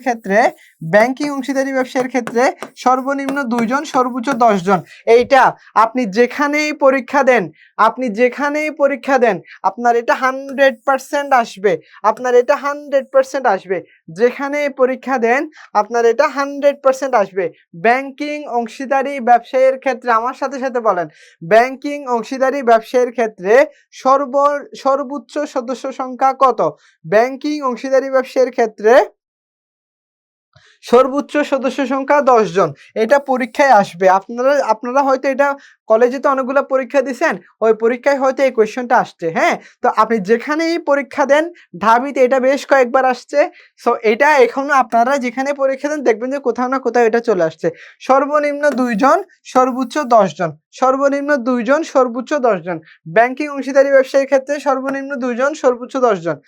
আচ্ছা, তারপরে হচ্ছে আমার কারবার গঠন করতে হলে সর্বোচ্চ 10 জন। আচ্ছা, এরপরে এই কথাটা একটু খেয়াল করেন তো। অংশীদারি ব্যবসায়ের 5 ধারায় বলা হয়েছে the relation of partnership arises from contract not from status.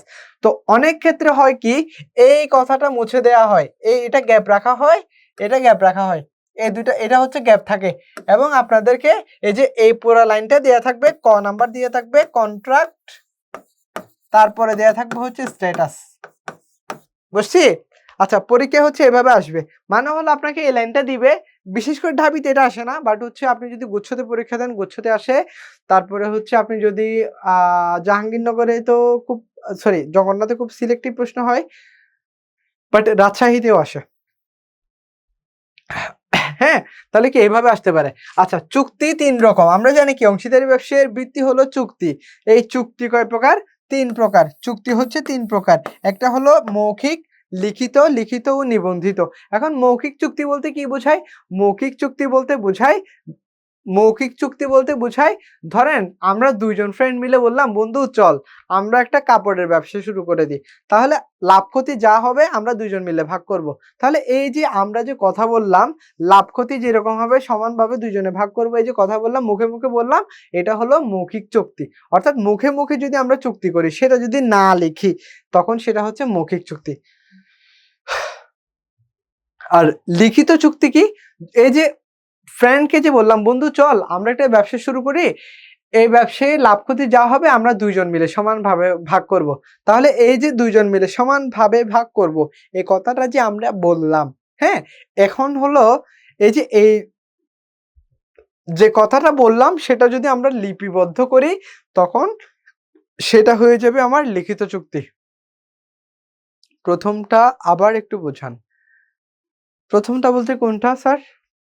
ও আচ্ছা, অংশীদারি ব্যবসায়ের 5 নাম্বার দ্বারা বলা হয়েছে the relation of partnership arises from contract and not from status.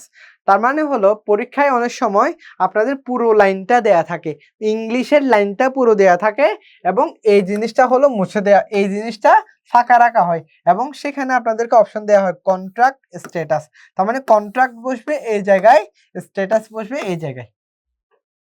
Clear? আচ্ছা, তার মানে হলো এটা বুঝছি আমরা।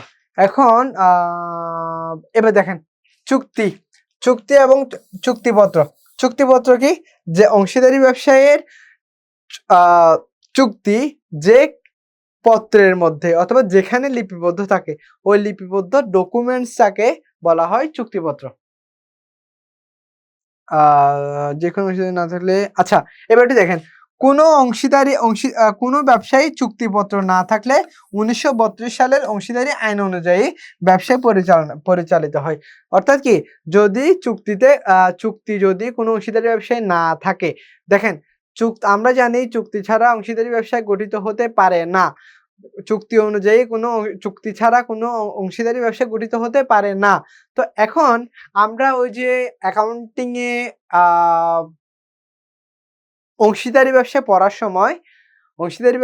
সময় আমরা পড়ছিলাম, যদি অংশীদারদের ঋণের সুদ সম্পর্কে চুক্তিতে কিছু বলা না থাকে, যদি অংশীদারদের ঋণের সুদ সম্পর্কে চুক্তিতে বলা না থাকে, তাহলে 6% হারে 6 মাসের সুদ ধরতে হবে। তার মানে হলো চুক্তি যদি মানে কেউ যদি ঋণ দেয়, তাহলে এইটার জন্য যদি কোনো কিছু বলা না থাকে, তখন 6% হারে আমার 6 মাসের সুদ ধরতে হবে। এই 6 মাসের সুদ ধরার যে ব্যাপারটা, এই ব্যাপারটাই হচ্ছে আমার কোত্থেকে আসছে? এই ব্যাপারটা আসছে আমার 1932 সালের অংশীদারি আইন থেকে। ক্লিয়ার? 1932 সালের অংশীদারি আইন থেকে আমার পা ব্যথা করতেছে। রাবিয়া বসরি বলছে, নুসরাত বলছে, মাইসেফ বলছে 6%, মাহিনুর, তারপর হচ্ছে বুশরা বলছে 6%। ওকে, 6%। ওকে, তারপর হচ্ছে দেখেন চুক্তির অবর্তমানে কার্যকর হয়। এটা একটু ইম্পর্টেন্ট ইনফরমেশন। চুক্তির অবর্তমানে কার্যকর হয় অংশীদারি আইন 1932। চুক্তির অবর্তমানে কার্যকর হয় অংশীদারি আইন 1932। হ্যাঁ, আচ্ছা, অংশীদারি ব্যবসা বলতে এবার হলো অংশীদারি ব্যবসায় নিবন্ধন। হ্যাঁ, তাড়াতাড়ি ছুটি দিয়ে দিব ইনশাল্লাহ। এবার দেখেন অংশীদারি ব্যবসায় নিবন্ধন বলতে, এর চুক্তিপত্রের নিবন্ধনকে বোঝানো হয়। কাকে? চুক্তিপত্রের নিবন্ধন। সরকার কর্তৃক নিযুক্ত নিবন্ধকের অফিসে অংশীদারি ব্যবসায়ীর নাম তালিকাভুক্ত করাকে অংশীদারি ব্যবসায়ীর নিবন্ধন বলে। তারপরে হচ্ছে এই জিনিসটা একটু দেখেন, সাধারণ অংশীদারি ব্যবসায়ীর নিবন্ধন বাধ্যতামূলক না হলেও সীমিত অংশীদারি ব্যবসায়ীর নিবন্ধন বাধ্যতামূলক। মনে থাকবে, সাধারণ অংশীদারি ব্যবসায়ীর নিবন্ধন বাধ্যতামূলক না হলেও সীমিত অংশীদারি ব্যবসায়ীর নিবন্ধন বাধ্যতামূলক। শুনেন, অংশীদারি ব্যবসাটা সম্পর্কে একটু বুঝাই দেন। অংশীদারি ব্যবসায়ের যত প্রকারভেদ আছে, আজকে তার 14 গোষ্ঠী একেবারে বুঝাই দিব ইনশাল্লাহ, কোনো প্রবলেম থাকবে না। অংশীদারি ব্যবসায়ের যত প্রকারভেদ আছে, আজকে তার 14 গোষ্ঠী বুঝাই দিব, কোনো টেনশন করতে হবে না। আমরা এগুলো নিয়ে পরে আলোচনা আছে। আচ্ছা, এখানে কি কিছু মিসিং আছে না? আচ্ছা, এইবার দেখেন, বলবো সীমিত অংশীদারি ব্যবসায় কি বলবো। দেখেন 1932 সালের অংশীদারি আইনের 69 ধারায়, কত ধারায়?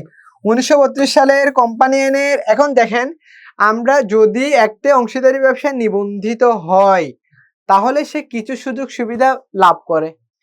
আবার যদি ওই ব্যবসা প্রতিষ্ঠানটা নিবন্ধিত না হয়, তাহলে কিছু অসুবিধা থাকে। কেউ যদি কোনো অংশীদারি ব্যবসা যদি নিবন্ধিত হয় অথবা নিবন্ধিত না হয়, কেউ কোনো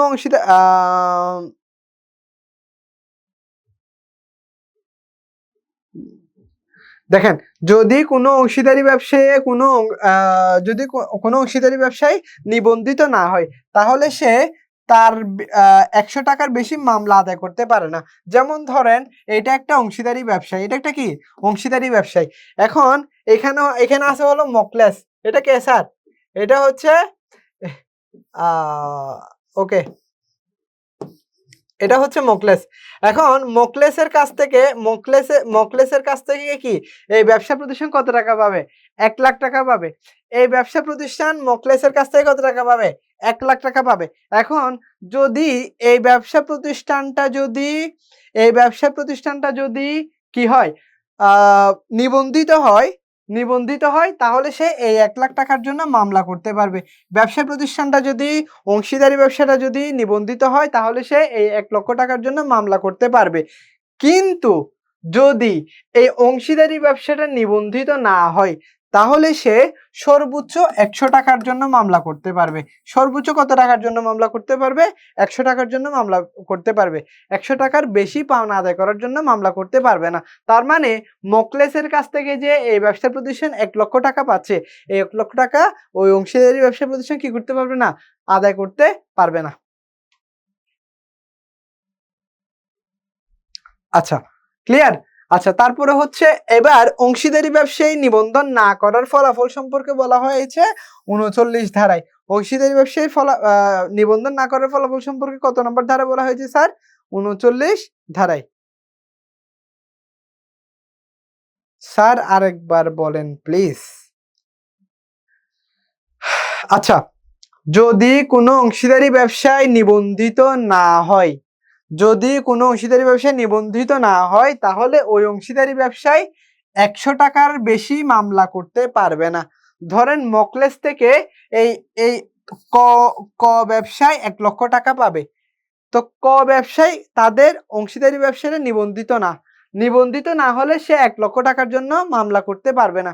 সে সর্বোচ্চ মামলা করতে পারবে 100 টাকার জন্য। কিন্তু যদি ক ব্যবসাটা নিবন্ধিত হয় তাহলে সে ওই 1 লক্ষ টাকার জন্য তৃতীয় পক্ষের নিকট মানে তৃতীয় পক্ষের জন্য কি করতে পারবে? 100 টাকা 1 লক্ষ টাকা পাওনা আদায় করার জন্য সে কি করতে পারবে? মামলা করতে পারবে। এটা হচ্ছে নিবন্ধন করার এবং না করার পরিণতি। ক্লিয়ার? আচ্ছা, তারপরে হচ্ছে এই যে তৃতীয় পক্ষের নিকট 100 টাকার বেশি আদায় করতে পারেন, এগুলো আপনারা পড়ে নিবেন। এগুলো খুব বেশি ইম্পর্টেন্ট না, আমি এখানে টাইম ওয়েস্ট করতেছি না।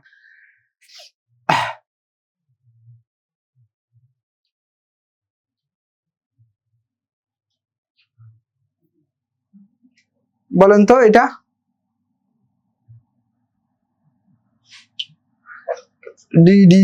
তাওসিফ, বুশরা, তারপর হচ্ছে নাফিসা, মিথিলা, রাবেয়া, হিমেল, আজমল, ইয়ালিদ, মাহমুদ, তারপর হচ্ছে আখিমনি, তারপর হচ্ছে সাউদা, উম্মে সাউদা, তারপর হচ্ছে সামিউল, তানিশা।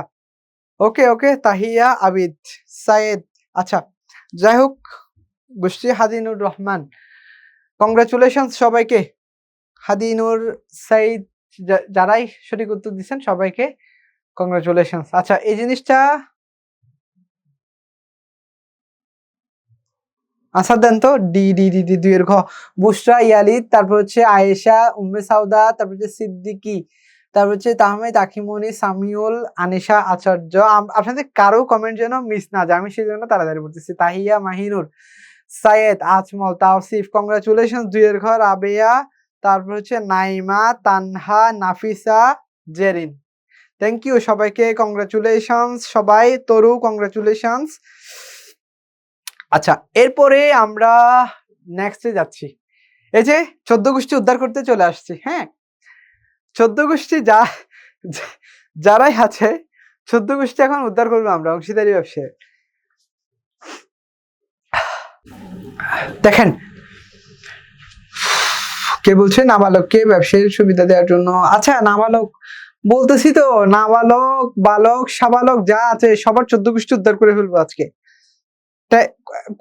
কোনো ধরনের কনফিউশন থাকবে না ইনশাল্লাহ, সবকিছু শেষ করে দিব। হ্যাঁ, আমার আলোচনা আছে সেজন্য আমি এখন এগুলো বলতেছি না, আলোচনা এগুলো পরে আছে।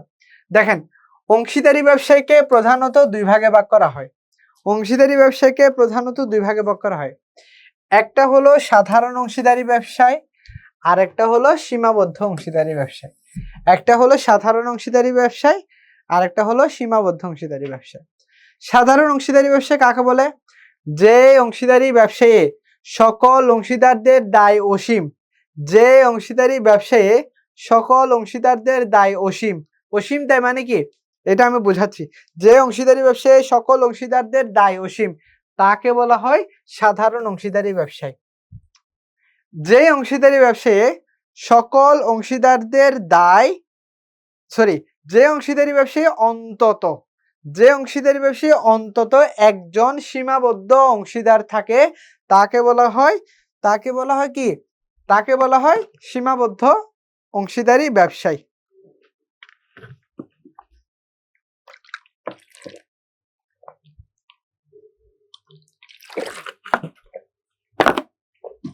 আচ্ছা, এখন বুঝিয়ে দিচ্ছি। এখন আমাদের দায় হচ্ছে দুই প্রকার। দায় দায় হচ্ছে দুই প্রকার, একটা হচ্ছে অসীম দায়, আর একটা হলো সসীম দায়। সসীম দায় অথবা সীমিত দায়, ঠিক আছে? তো সীমাবদ্ধ অংশীদারি ব্যবসা বলতে কি বোঝায়? ধরেন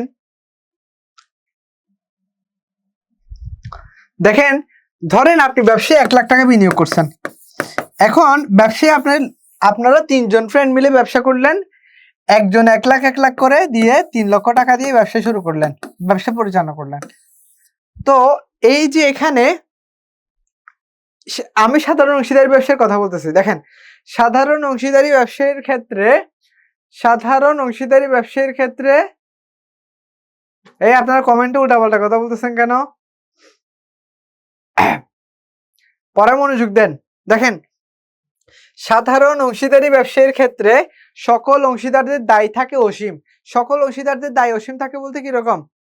হ্যাঁ, এবার এখানে তিনজন মিলে 3 লক্ষ টাকা আপনারা বিনিয়োগ করলেন। এখন দেখা গেল আপনাদের এখানে 12 লক্ষ টাকা লস হয়েছে। কত টাকা লস হলো স্যার? 12 লক্ষ টাকা লস হলো। এখন এই যে আপনাদের 12 লক্ষ টাকা যে লস হলো, অংশীদারি ব্যবসায়ী যে আপনাদের 12 লক্ষ টাকা লস হলো, এখন আপনারা হলেন 3জন। তাহলে একজন থেকে কত টাকা করে আপনারা বিনিয়োগ করছেন? 1 লাখ টাকা। একজনে বিনিয়োগ করছেন কত? 1 লাখ টাকা। কিন্তু আপনাদের পরিশোধ করতে হচ্ছে কত?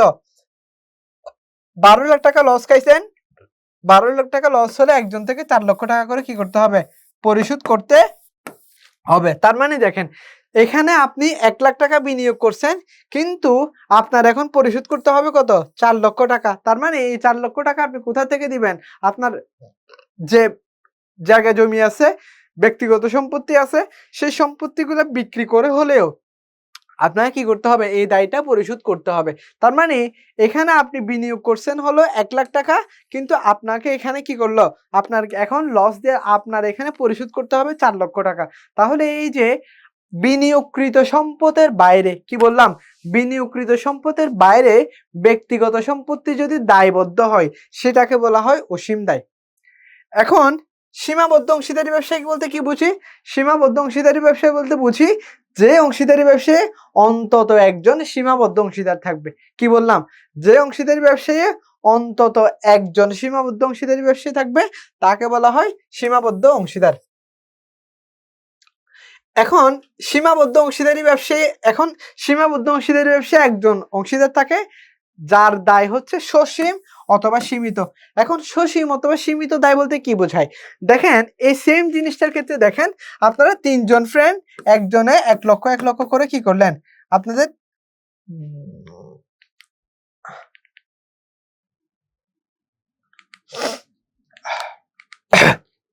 ঠান্ডা লাগছে আমার। দেখেন, আপনারা 3জন ফ্রেন্ড 3জন মিলে কত টাকা বিনিয়োগ করলেন স্যার? 3 লক্ষ টাকা বিনিয়োগ করলেন। তো 3 লক্ষ টাকা বিনিয়োগ করার ফলে একজনে করলেন 1 লক্ষ করে 3 লক্ষ টাকা বিনিয়োগ করলেন। তো আপনার ফ্রেন্ড, অথবা ধরেন আমি আপনাদের ব্যবসায়ের একজন অংশীদার, আমি নিজে আপনাদের ব্যবসায়ের একজন কি অংশীদার। এখন আমি ওদেরকে বললাম, ভাই দেখ, আমি 1 লক্ষ টাকা বিনিয়োগ করব, ঠিক আছে, কিন্তু আমি 1 লক্ষ টাকার চেয়ে বেশি দায় নিতে পারবো না। মানে হলো, যখন আমার এই অংশীদারি ব্যবসাটা যদি লস করে, তাহলে আমি সর্বোচ্চ 1 লক্ষ টাকা ক্ষতি করতে পারবো। আমি এর চেয়ে আমার বাপের ভিটাও বিক্রি করতে পারবো না, আমার বউয়ের স্বর্ণও বিক্রি করতে পারবো না, ঠিক আছে? তার মানে হলো, আমি শুধুমাত্র এই 1 লক্ষ টাকা পর্যন্ত আমার দায় সীমাবদ্ধ। এখন দেখেন, 12 লক্ষ টাকা লস হলো। এই অংশীদারি ব্যবসাটা কি হলো? 12 লক্ষ টাকা কি হলো? লস হলো। 3জন মিলে ব্যবসা করলেন। এখন এখানে আমি, মানে হলো আমার নাম হচ্ছে মিনার। তাহলে মিনার কি করলো? মিনার বলতেছে, আমি সর্বোচ্চ 1 লাখ টাকা পর্যন্ত কি নিব? দায় নিব। এখন 12 লক্ষ টাকা যখন লস হলো, তখন আমার সর্বোচ্চ ক্ষতি হবে 1 লাখ টাকা। আমার সর্বোচ্চ কত টাকা ক্ষতি হবে? 1 লাখ টাকা। এই যে এখন 12 লক্ষ টাকা থেকে আমি 1 লক্ষ টাকা পরিশোধ করলাম। এখন আর কত থাকে? 11 লক্ষ টাকা। এখন এই 11 লক্ষ টাকা কে পরিশোধ করবে? বাকি যে সাধারণ অংশীদার আছে, সাধারণ অংশীদারদের দায় কিরকম থাকে? অসীম থাকে। অসীম মানে কি? তাদের দায়টা কিরকম থাকে? অসীম, অসীম মানে কি ব্যক্তিগত সম্পত্তি এখানে দায়বদ্ধ থাকবে, তার মানে এখন ওদের একজন থেকে 5,50,000 টাকা করে পরিশোধ করতে হবে। এখন আমার সর্বোচ্চ যদি ক্ষতি হয়, আমার 1,00,000 টাকা ক্ষতি হবে, তার মানে যেখানে আমার দায়টা সীমাবদ্ধ, কত টাকা পর্যন্ত সীমাবদ্ধ, 1,00,000 টাকা পর্যন্ত সীমাবদ্ধ, এই জন্য আমাকে বলা হয় সীমাবদ্ধ অংশীদার। ক্লিয়ার কিনা বলেন, নাকি আরো কোয়েশ্চেন আছে? আমি ডাস্টার খুঁজতেছি এখানে। ক্লিয়ার? সাইয়েদ বলতেছে না, ক্লিয়ার না। আর কারো প্রবলেম আছে?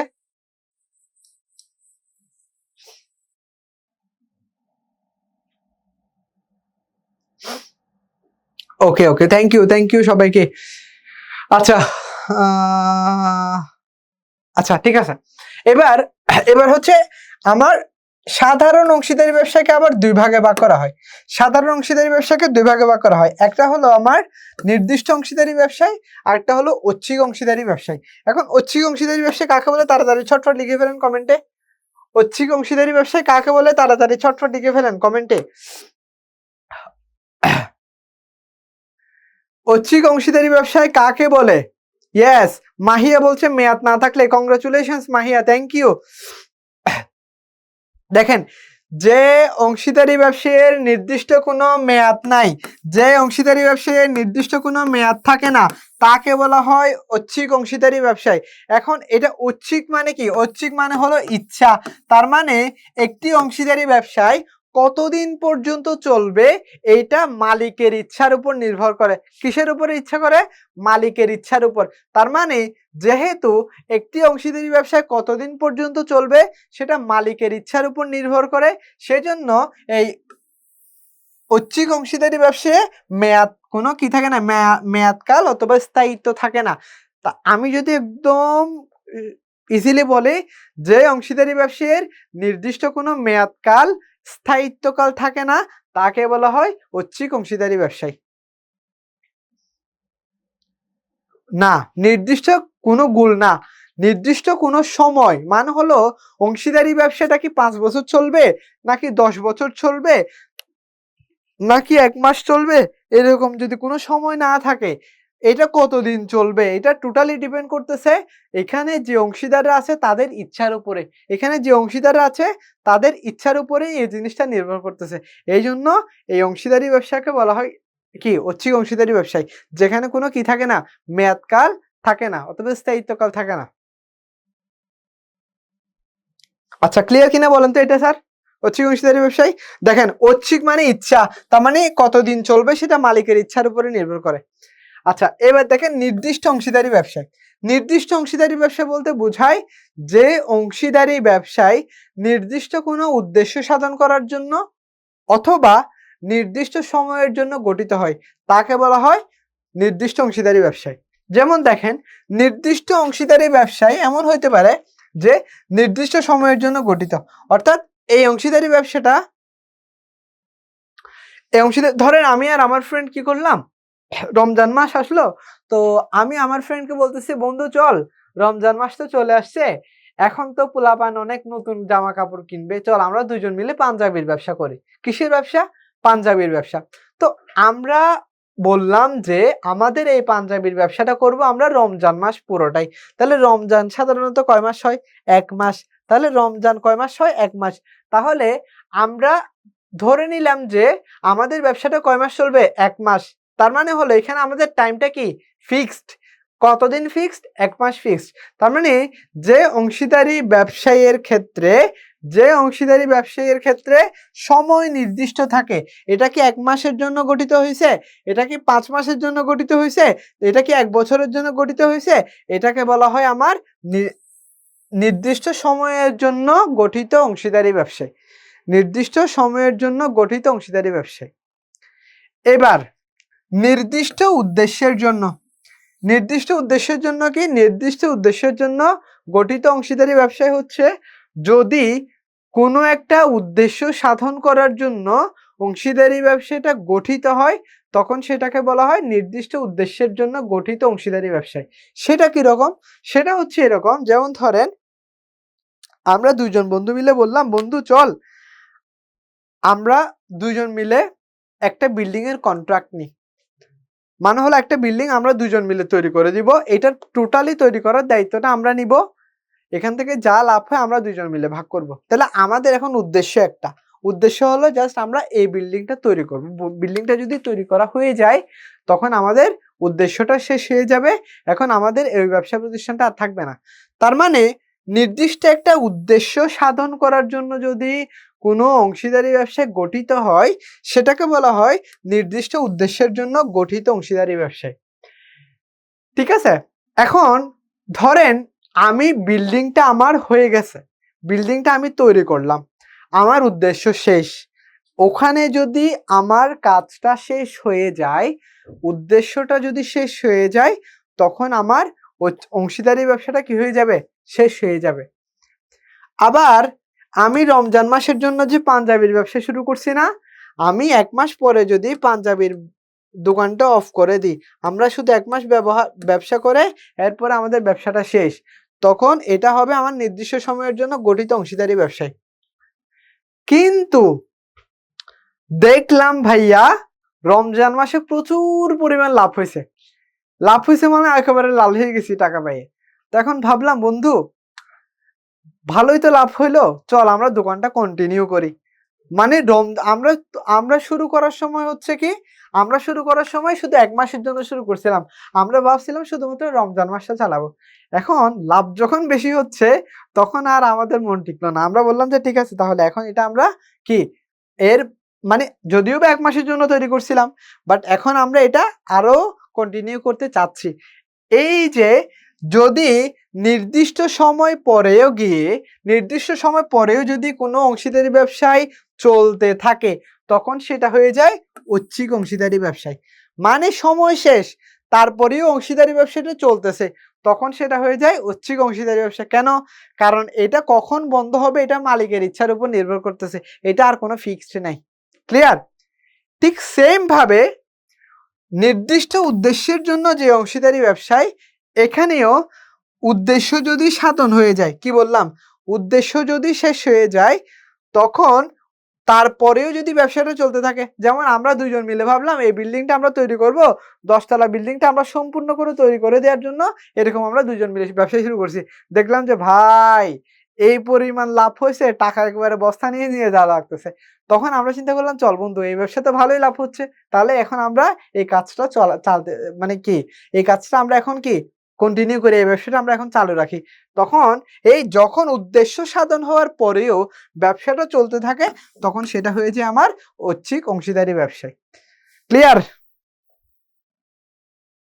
মাইসেলফ তন্ময় বলছে জি ভাইয়া clear, thank you Tanmoy.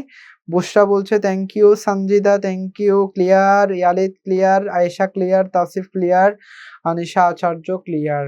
Okay clear সবার, আলহামদুলিল্লাহ। আচ্ছা বুঝতে পারছি। আচ্ছা ঐচ্ছিক অংশীদারি ব্যবসায় এগুলা পড়লাম, এগুলা আমি যেগুলো আলোচনা করছি সেগুলো এখানে দেয়া আছে ডিটেলস, এগুলো আপনারা পড়ে ফেলবেন। সীমাবদ্ধ অংশীদারি ব্যবসা, সীমিত অংশীদারি ব্যবসায়, আচ্ছা এই জিনিসটা একটু দেখেন, সাধারণ অংশীদারি ব্যবসায়ে সর্বনিম্ন 2 জন। দেখেন এখানে একজন প্রশ্ন করছিলেন, এই জায়গায় একজন প্রশ্ন করছিলেন ঐচ্ছিক অংশীদারি ব্যবসায়ে সর্বোচ্চ সদস্য সংখ্যা কত, সর্বনিম্ন কত। ঐচ্ছিক অংশীদারি ব্যবসা হচ্ছে সাধারণ অংশীদারি ব্যবসায়, খেয়াল করেন ঐচ্ছিক অংশীদারি ব্যবসা হচ্ছে কোন ধরনের অংশীদারি ব্যবসায়, ঐচ্ছিক অংশীদারি ব্যবসা হলো সাধারণ অংশীদারি ব্যবসায়। সাধারণ অংশীদারি ব্যবসায় সর্বনিম্ন 2 জন, সর্বোচ্চ 20 জন। সীমাবদ্ধ অংশীদারি ব্যবসায়ী সর্বনিম্ন 3 জন, সীমাবদ্ধ অংশীদারি ব্যবসায়ী সর্বনিম্ন 3 জন, সর্বোচ্চ 20 জন। এখন সর্বনিম্ন 3 জন কেন? কারণ সীমাবদ্ধ অংশীদারি ব্যবসায়ী কমপক্ষে 2 জন সাধারণ অংশীদার থাকতে হয়। সীমাবদ্ধ অংশীদারি ব্যবসায়ী কমপক্ষে 2 জন সাধারণ অংশীদার থাকতে হয়। সীমাবদ্ধ অংশীদারি ব্যবসায়ী কমপক্ষে 2 জন সাধারণ অংশীদার থাকতে হয়। এখন একটা যদি সীমাবদ্ধ অংশীদার হয় এখানে 2 জন লাগবে সাধারণ অংশীদার, একজন লাগবে সীমাবদ্ধ অংশীদার, তাহলে এখন হয়ে গেল কমপক্ষে 3 জন লাগবে, তাহলে সর্বনিম্ন 3 জন, সর্বোচ্চ 20 জন। এখন নির্দিষ্ট অংশীদারি ব্যবসায়ী সর্বনিম্ন 2 জন, সর্বোচ্চ 20 জন, ঐচ্ছিক অংশীদারি ব্যবসায়ী সর্বনিম্ন 2 জন, সর্বোচ্চ 20 জন, কারণ এই সবগুলো হলো আমার সাধারণ অংশীদারি ব্যবসায়ী।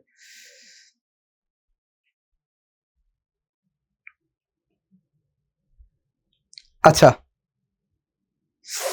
এরপরে দেখেন, এরপরে এখানে একটু ইনসাইট দেওয়া আছে, কমপক্ষে 2 জন সাধারণ অংশীদার থাকবে। কোথায়? সীমাবদ্ধ অংশীদারি ব্যবসায়ী কমপক্ষে 2 জন সাধারণ অংশীদার থাকবে। নিবন্ধন কি? বাধ্যতামূলক। সীমাবদ্ধ অংশীদারি ব্যবসায়ীর নিবন্ধন বাধ্যতামূলক। তারপরে হলো সীমিত অংশীদারি পরিচালনায় অংশগ্রহণ করতে পারে না, তারপরে আবেদন করতে পারে না, সীমিত অংশীদারি ব্যবসায়ী সংক্রান্ত তৃতীয় পক্ষের সাথে চুক্তি করতে পারে না। এখন যে জিনিসটা পড়াবো এখানে হচ্ছে, এটা হলো এই মানে এই লেকচারের মেইন পার্ট। এখন যেটা পড়াবো সেটা হচ্ছে এই এই লেকচারের মেইন পার্ট। আমি চেষ্টা করতেছি যত দ্রুত শেষ করা যায়। হ্যাঁ সুমাইয়া,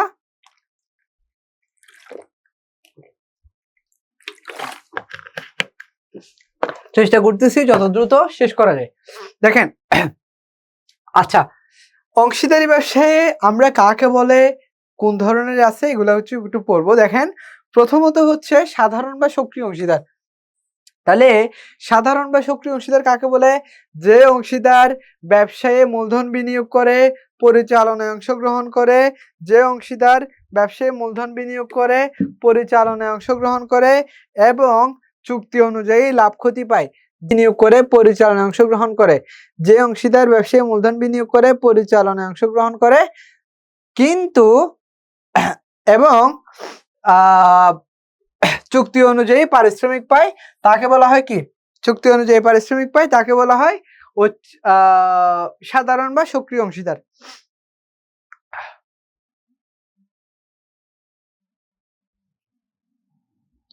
আচ্ছা, এটা হাইট হয়ে গেছে কেন আপনারা? আমি পার্টিসিপেন্ট একটু সিটিং করতে গেছিলাম ওইদিকে। দেখেন, তাহলে কি সাধারণ অংশীদার হচ্ছে যে অংশীদার ব্যবসায়ে মূলধন বিনিয়োগ করে, পরিচালনায় অংশগ্রহণ করে এবং চুক্তি অনুযায়ী পারিশ্রমিক পায়, তাকে বলা হয় কি? সাধারণ অংশীদার। সাধারণ অংশীদারের দায় কি রকম থাকে? অসীম থাকে। সাধারণ অংশীদারের দায় কি রকম থাকে? অসীম থাকে। ভাই, পার্টিসিপেন্টসটা একটু দেখাই দেন না, মানে ওটা লাইভ থাকে মতো আর কি, আমি দেখি মতো করে দেন। আচ্ছা, তারপরে হচ্ছে কি, তার মানে যে অংশীদারি ব্যবসায়ের যে অংশীদার মূলধন বিনিয়োগ করে, পরিচালনায় অংশগ্রহণ করে, যে অংশীদার মূলধন বিনিয়োগ করে, পরিচালনায় অংশগ্রহণ করে, তাকে কি বলা হয়? তাকে সাধারণ অংশীদার বলা হয়। এখন এই তার দায় হলো অসীম, তার দায় হচ্ছে কি? অসীম। এবার ঘুমন্ত, নিদ্রিত বা নিষ্ক্রিয় অংশীদার। তাহলে ঘুমন্ত, নিদ্রিয় বা নিষ্ক্রিয়, তো আপনাদের লাস্টে আমি কিছু গাইডলাইন শেয়ার করব। ঘুমন্ত, নিদ্রিত বা নিষ্ক্রিয় অংশীদার, তাহলে এটা কাকে বলে? ঘুমন্ত, নিষ্ক্রিয় বা যে অংশীদার ব্যবসায়ে মূলধন বিনিয়োগ করে, খেয়াল করেন, যে অংশীদার ব্যবসায়ে মূলধন বিনিয়োগ করে কিন্তু পরিচালনায় অংশগ্রহণ করে না। যে অংশীদার ব্যবসায়ে মূলধন বিনিয়োগ করে কিন্তু পরিচালনায় অংশগ্রহণ করে না, তাকে বলা হয় কি? আমার ঘুমন্ত বা নিষ্ক্রিয় অংশীদার। হ্যাঁ, তো আপনারা এই ইংরেজি নামগুলো মনে রাখবেন, ইংরেজি নামগুলো আমাদের পরীক্ষায় আসে। তো যখন আপনাকে দেখবেন ডরমেন্ট পার্টনার, ঠিক আছে, আপনাকে বলবে কোন অংশীদার ব্যবসায় মূলধন বিনিয়োগ করে কিন্তু পরিচালনায় অংশগ্রহণ করে না, তো আপনাকে বলবে ডরমেন্ট পার্টনার। তো এই ডরমেন্ট পার্টনার যখন অপশনে দেখবেন, হায় আল্লাহ, এইটা তো আমি কোনোদিন পড়িনি, এটা কোন আসমান থেকে দিছে? মঙ্গল গ্রহ থেকে কোনো আনে দিছেনি? হ্যাঁ, এই জিনিসটা নিয়ে আপনারা কনফিউশনে পড়ে যাবেন। ওকে, সো এই ইংরেজি নামগুলাও কিন্তু মনে রাখতে হবে। তার মানে ঘুমন্ত অংশীদার অথবা নিষ্ক্রিয় অংশীদার মূলধন বিনিয়োগ করে কিন্তু পরিচালনায় অংশগ্রহণ করে না। আবার সে হচ্ছে কোন ধরনের দায় বহন করে? অসীম দায় বহন করে, তাকে বলা হয় কি? নিষ্ক্রিয় অংশীদার। এবার নামমাত্র অংশীদার, একটু স্টার মার্ক দিয়ে রাখেন তো নামমাত্র অংশীদারের পাশে একটু স্টার মার্ক দিয়ে রাখেন। নামমাত্র অংশীদারের পাশে একটু স্টার মার্ক দিয়ে রাখেন। নামমাত্র অংশীদার কাকে বলে? যে অংশীদার ব্যবসায়ে মূলধন বিনিয়োগ করে না, যে অংশীদার ব্যবসায়ে মূলধন বিনিয়োগ করে না, পরিচালনায় অংশগ্রহণ করে না। কি বললাম? যে অংশীদার ব্যবসায়ে মূলধন বিনিয়োগ করে না, পরিচালনায় অংশগ্রহণ করে না, কিন্তু নিজের সুনাম ব্যবহার করার অনুমতি দেয়, নিজের সুনাম ব্যবহার করার অনুমতি দেয়, তাকে কি বলা হয়? নামমাত্র অংশীদার। মূলধন বিনিয়োগ করে না, নিজের সুনাম ব্যবহার করার অনুমতি দেয়, অসীম দায় বহন করে না, তার মানে তার দায় কিরকম? অসীম নয়। ঠিক আছে, এবার হচ্ছে পরিচালনায় অংশগ্রহণ করে না এবং লাভ ক্ষতি পায়। লাভ ক্ষতি কি অনুযায়ী পায়? চুক্তি অনুযায়ী। তারপরে দেখেন, এবার হচ্ছে কর্মী অংশীদার। এবার হলো আমার কি স্যার? কর্মী অংশীদার। নামমাত্র অংশীদার তো আমি বুঝলাম কাকে বলে। হ্যাঁ, এখন কর্মী অংশীদারটা একটু দেখার চেষ্টা করব। কর্মী অংশীদার কাকে বলে? যে অংশীদার ব্যবসায়ে মূলধন বিনিয়োগ করে না, কিন্তু নিজের শ্রম এবং দক্ষতা দিয়ে ব্যবসায় পরিচালনায় অংশগ্রহণ করে। নিজের শ্রম এবং দক্ষতা কাজে লাগিয়ে পরিচালনায় অংশগ্রহণ করে, তাকে বলা হয় কি? কর্মী অংশীদার। তাহলে কর্মী অংশীদারের দায় কিরকম থাকে? কর্মী অংশীদারের দায় থাকে অসীম। কর্মী অংশীদারের দায় থাকে কিরকম? অসীম।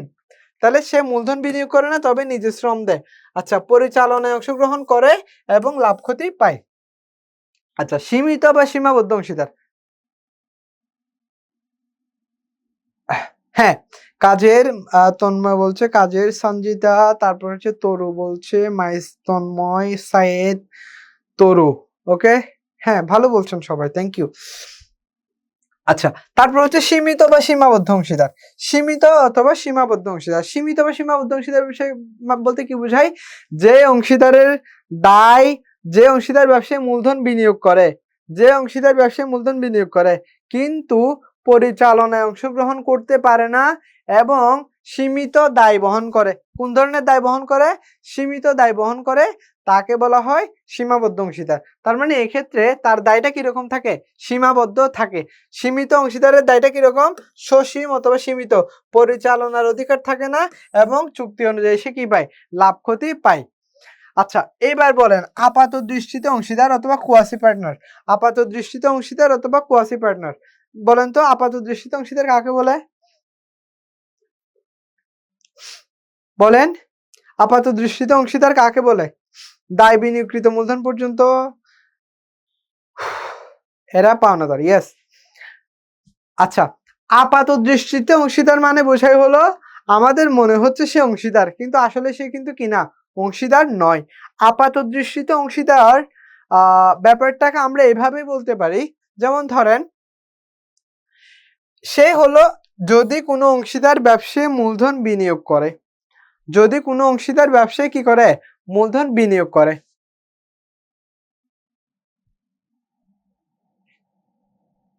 পাওনাদারেরা মূলধন উঠায় না ব্যবসা থেকে। হ্যাঁ, আচ্ছা দেখেন, যদি কোনো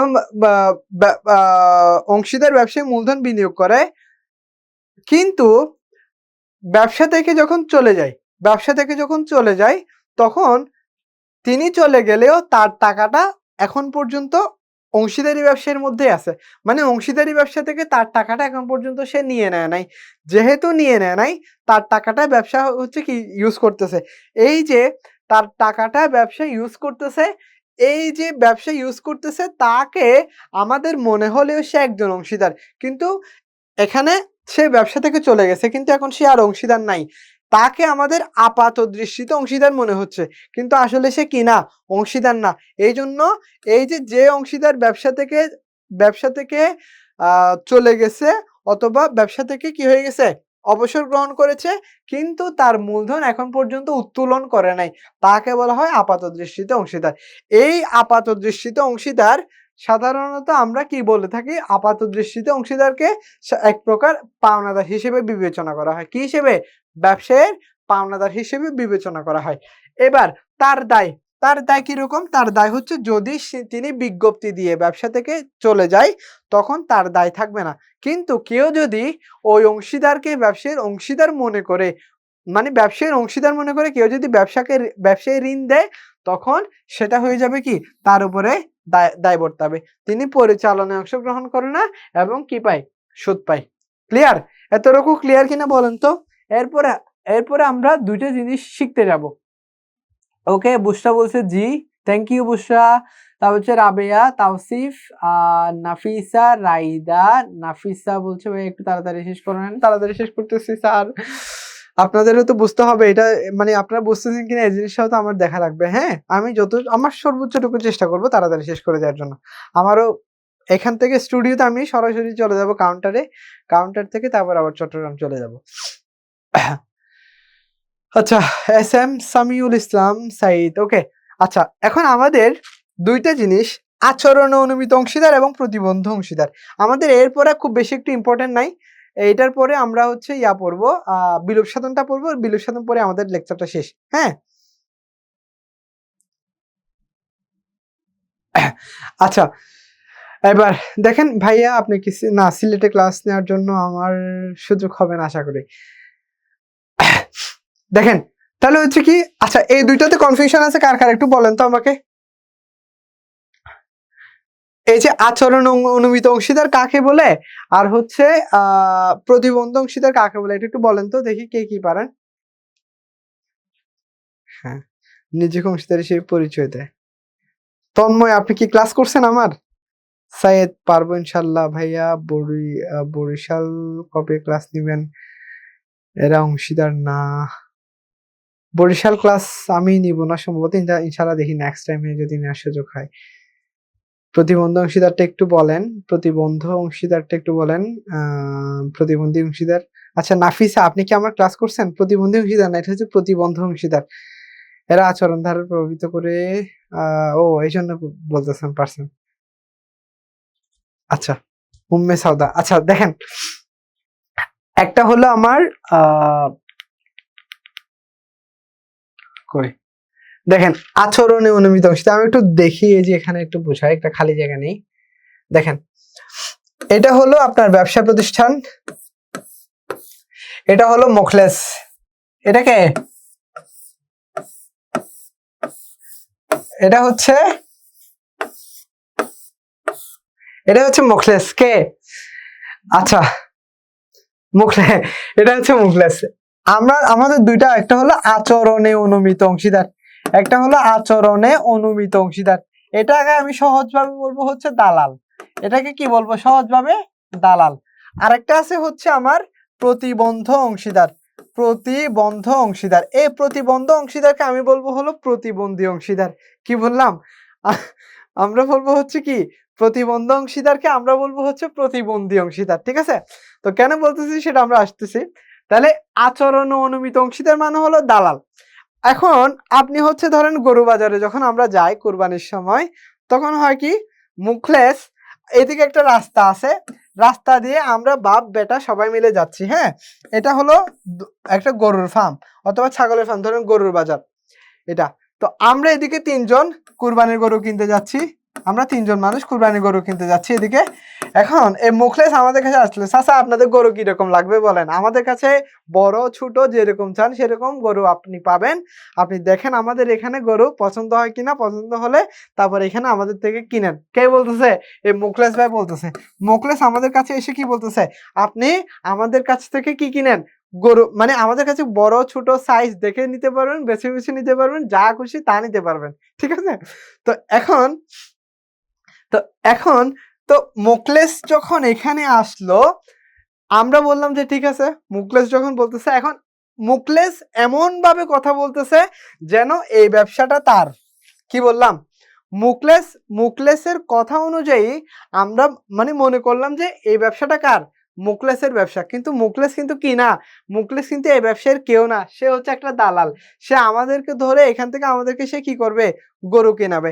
তো মুখলেস আমাদের কাছে এসে বলল যে আমাদের কাছে গরু আছে, আপনি দেখে দেখে নিতে পারবেন, বেছে বেছে নিতে পারবেন, যেভাবে ইচ্ছা সেভাবে নিতে পারবেন। তো এখন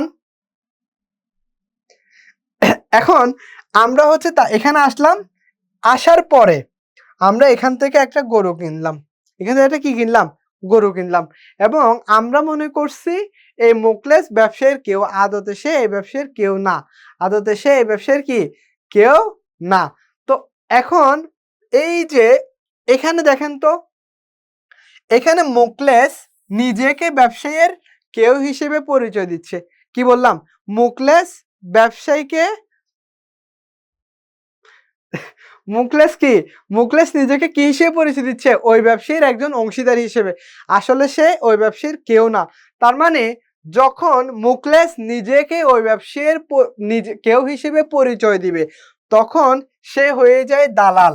আর দালালকে আমরা বলি হচ্ছে আচরণে অনুমিত অংশীদার। তার মানে সে যে নিজেকে অংশীদার হিসেবে দাবি করতেছে, নিজেকে এমন ভাবে আচরণ করতেছে যেন সে অংশীদার, এইটার জন্য ব্যবসায়ী তাকে কিছু বলতেছে না। তাকে কিছু বলতেছে না? বলতেছে না। তাহলে যেহেতু আচরণে অনুমিত অংশীদার মানে সে আচরণ করতেছে, এইটা ব্যবসা কিছুই বলতেছে না। তার মানে যখন সে এখান থেকে কোনো কিছু সেল করে দিবে তখন ব্যবসায়ী তাকে কি দিবে? একটা কমিশন দিবে। একটা কি দিবে?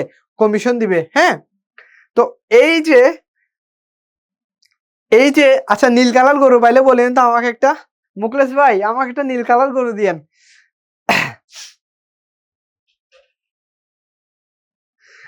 আচ্ছা দেখেন, এবার কি হলো? তাহলে মুখলেস নিজেকে ব্যবসায়ীর অংশীদার হিসেবে পরিচয় দিচ্ছে। এই জন্য মুখলেস হচ্ছে, মানে আমার মেন পার্থক্যটা কোথায় দেখেন, মুখলেস নিজেকে যদি নিজে ব্যবসায়ীর কেউ হিসেবে পরিচয় দেয় তখন সে হচ্ছে আচরণে অনুমিত অংশীদার, সে হয়ে যায় দালাল। তাহলে দালাল মানে আচরণে অনুমিত অংশীদার। ক্লিয়ার? আচ্ছা, এরপরে দেখেন, এরপরে আমরা এবার দেখব হচ্ছে মুখলেস মুখলেস গেল। আচ্ছা, এবার দেখেন মুখলেস এখন আমাদেরকে আর কিছু বলবে না। মুখলেস এখন প্রতিবন্ধী হয়ে গেছে। মুখলেস এখন কি হয়ে গেছে? প্রতিবন্ধী হয়ে গেছে। এখন দেখেন আমরা কি করলাম, এটা হলো একটা ধরেন আমার বোনের জন্য একটা প্রসাধনী কিনতে গেছি। কি কিনতে গেলাম? ধরেন আমার বোনের জন্য একটা কি কিনবো, আমি একটা কি কিনতে পারি, ফেস ওয়াশ কিনতে পারি। আমি ফেস ওয়াশ কেনার জন্য এই দোকানে গেলাম। কোথায়? এই দোকানে গেলাম। মুখলেস ভাই এখানে দাঁড়ায় আছে। মুখলেস ভাই কোথায় দাঁড়ায় আছে? এখানে দাঁড়ায় আছে। এখন আমি ওরে বললাম যে, দোকানে গিয়ে বললাম, ভাই আমাকে একটা আপনি কি দেন, আমাকে একটা আপনি ফেস ওয়াশ দেন। কি দেন? ফেস ওয়াশ দেন। এখন ফেস ওয়াশ যখন আমি এখান থেকে নিলাম তখন ওই দোকানদার আমাকে বলতেছে, মুখলেস ভাই আমাদের দোকানের একজন মানুষ। কি বললাম? মুখলেস ভাই আমাদের দোকানের একজন মানুষ। এই কথাটা এখন কে বলতেছে? মুখলেস কিন্তু কিছু বলতেছে না। মুখলেস এমনি হুদায় এভাবে দাঁড়ায় আছে। কিন্তু এখানে দোকানের যে মালিক সে বলতেছে কি, মুখলেস আমাদের দোকানের একজন কে, দোকান থেকে দোকানের একজন অংশীদার। এখন আমি মনে করলাম যেহেতু মুখলেস ভাই একজন নামি দামি মানুষ, মুখলেস ভাই একজন ভালো মানুষ, এখন আমি মনে হয় তাহলে এই দোকানটা মনে হয় ভালো হবে। তখন আমি এখান থেকে একটা ফেস ওয়াশ কিনলাম। তাহলে মুখলেসকে পরিচয় করা দিল তার কি হিসেবে? অংশীদার হিসেবে। এখন তার অংশীদার হিসেবে যখন সে পরিচয় করাই দিল তখন তখন এই মুখলেসের নাম বিক্রি করে কিন্তু ওরা চলতেছে। কারা? মুখলেসের নাম বিক্রি করে ওরা চলতেছে। তো এই যে মুখলেসের নাম বিক্রি করে করে হচ্ছে ওরা আমাকে কি করতেছে, এখানে মানে ওদের ব্যবসাটা পরিচালনা করতেছে। কিন্তু মুখলেস এখানে এইভাবে দাঁড়ায় আছে।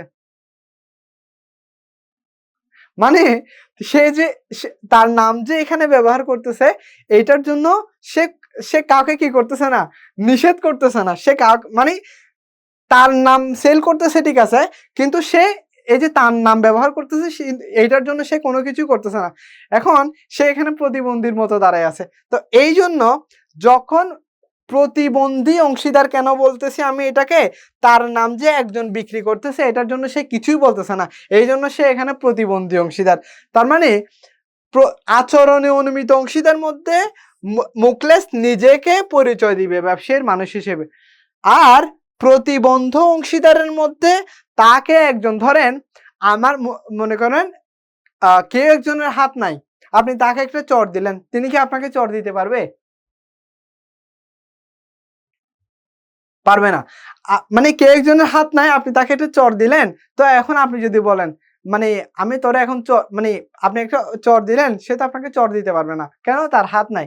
তো এখন এখন সেম ভাবে এই যে তার নাম সেল করতেছে কিন্তু সে এখানে কিছুই বলতেছে না, তাহলে সে এখানে প্রতিবন্ধীর মতো তাকায় আছে। তাহলে এই জিনিসটা এখন এই জন্য ওকে বলা হয় কি, প্রতিবন্ধী অংশীদার।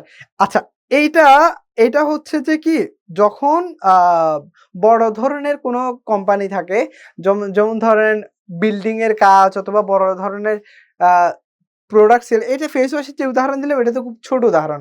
বাট যখন বড় ধরনের কাজ করব, এখন কেউ একজনকে যখন এরকম পরিচয় দিব, হুম? আমরা মানে বিশ্বাস বিশ্বাস অর্জন করার জন্য আমরা এরকম যখন কাউকে পরিচয় দিব এবং সে এটা শুনে মৌনতা অবলম্বন করবে, কিন্তু তার নাম বিক্রি করতেছে এটা নিয়ে সে কোনো কিছু বলতেছে না, তখন তাকে আমরা বলি প্রতিবন্ধী অংশীদার। আর বেশিক্ষণ লাগবে না, এটা অলমোস্ট শেষ হয়ে গেছে। আমরা জাস্ট বিলোপ সাধনটা পড়বো, বিলোপ সাধন পড়ে আজকে লেকচার শেষ হয়ে যাবে। ওকে? আচ্ছা, এই যে এই জিনিসটা তাহলে হচ্ছে আচরণ অংশীদার পরিচালনায় মূলধন বিনিয়োগ করে না, তার হচ্ছে কি পরিচালনায় অংশগ্রহণ করে না, লাভ পায় না তবে কমিশন পায়। আর হলো প্রতিবন্ধী অংশীদার কি করে, পরিচালনায় অংশগ্রহণ করে না, প্রচারণার ফলে সৃষ্ট দায় বহন করবে এবং পরিচালনায় অংশগ্রহণ করবে না, লাভ পায় না তবে মালিক সম্মানী বা অন্য সুবিধা দিতে পারে। আচ্ছা, মোকলেস শেষ। আচ্ছা, এখন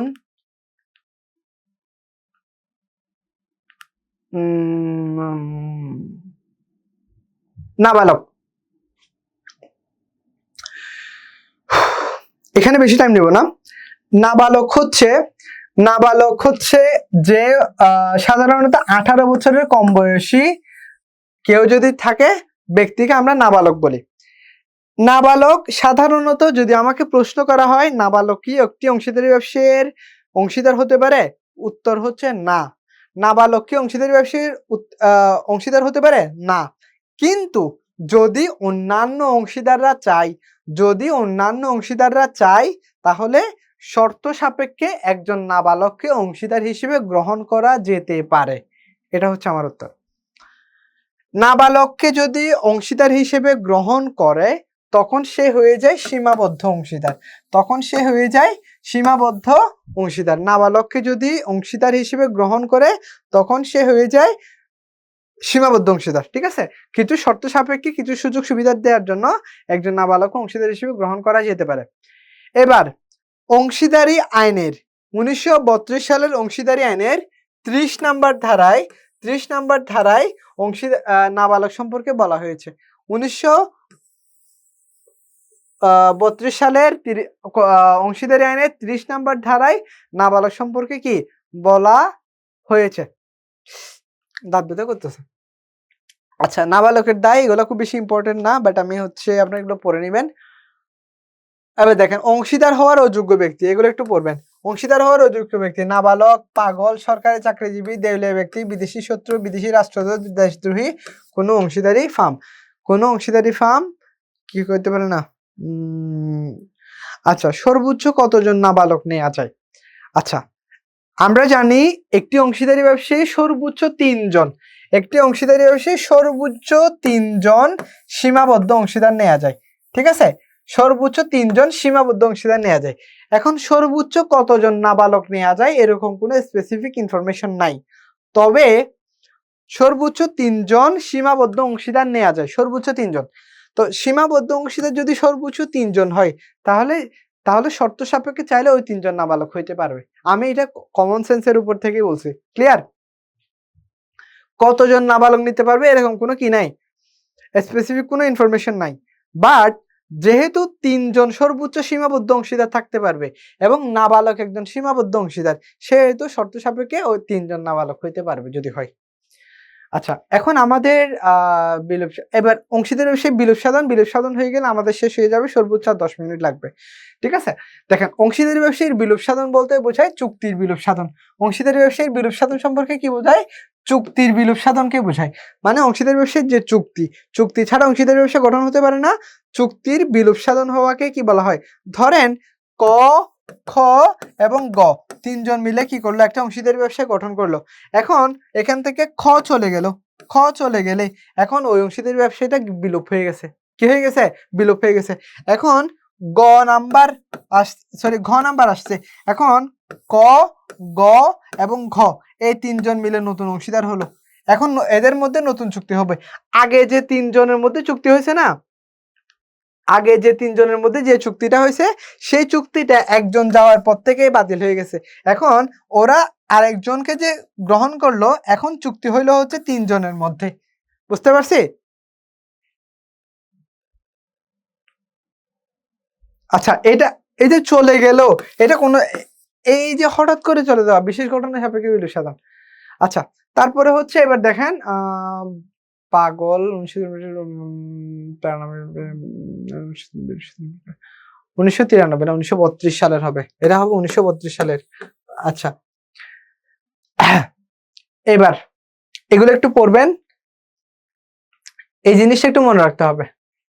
আচ্ছা, এটা একটু আগে আনসার দেন, তারপর আমি আপনাদেরকে বুঝিয়ে দিচ্ছি অংশীদারি ব্যবসায়ী বিলুপ্ত সাধন সম্পর্কে। এটা একটু আনসার দেন তো আগে। সামিউল, হ্যাঁ। রাবেয়া, বুশরা, ডি। সানজিদা, বিজ্ঞ আদালত, ডি। বুশরা বলছে ডি। মাইসা, তন্ময়, আয়েশা, তৌসিফ, তানহা, রাবেয়া সবাই লেকচার শিট দেখে দেখে মারতেছেন। আখিমনি, তারপরে হচ্ছে আয়েশা সিদ্দিকা, তানিশা, তন্ময়, উম্মে সৌদা 40 হয় নাই।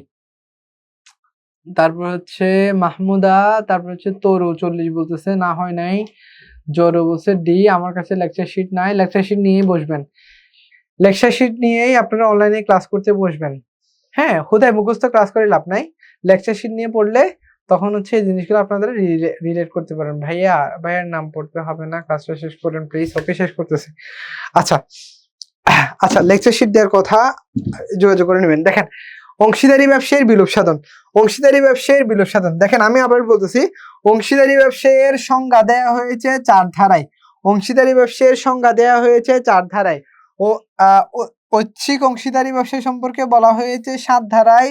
নির্দিষ্ট অংশীদারি সম্পর্কে ব্যবসা সম্পর্কে বলা হয়েছে 8 ধারায়। নাবালক সম্পর্কে বলা হয়েছে 30 নম্বর ধারায়। নাবালক সম্পর্কে বলা হয়েছে কত নম্বর ধারায়? 30 নম্বর ধারায় আপনাদের বইয়ে। এখন আবার অংশীদারি ব্যবসায়ের বিলোপ সাধন সম্পর্কে বলা হয়েছে 39 ধারায়। অংশীদারি ব্যবসায়ের বিলোপ সাধন সম্পর্কে বলা হয়েছে 39 ধারায়। অংশীদারি ব্যবসায়ের বিলোপ সাধন সম্পর্কে বলা হয়েছে 39 ধারায়। যাদের লেকচার শিট আছে তারা লিখে রাখেন, তারা লিখে রাখেন স স বাধ্য, স বাধ্য ঘটনা, স বাধ্য ঘটনা বিজ্ঞ আদালত, স বাধ্য ঘটনা বিজ্ঞ আদালত। এই কথাটা মনে রাখবেন, এই কথাটা মনে রাখবেন। সবাধ্য ঘটনা বিজ্ঞ আদালত, সবাধ্য ঘটনা বিজ্ঞ আদালত। তার মানে কি?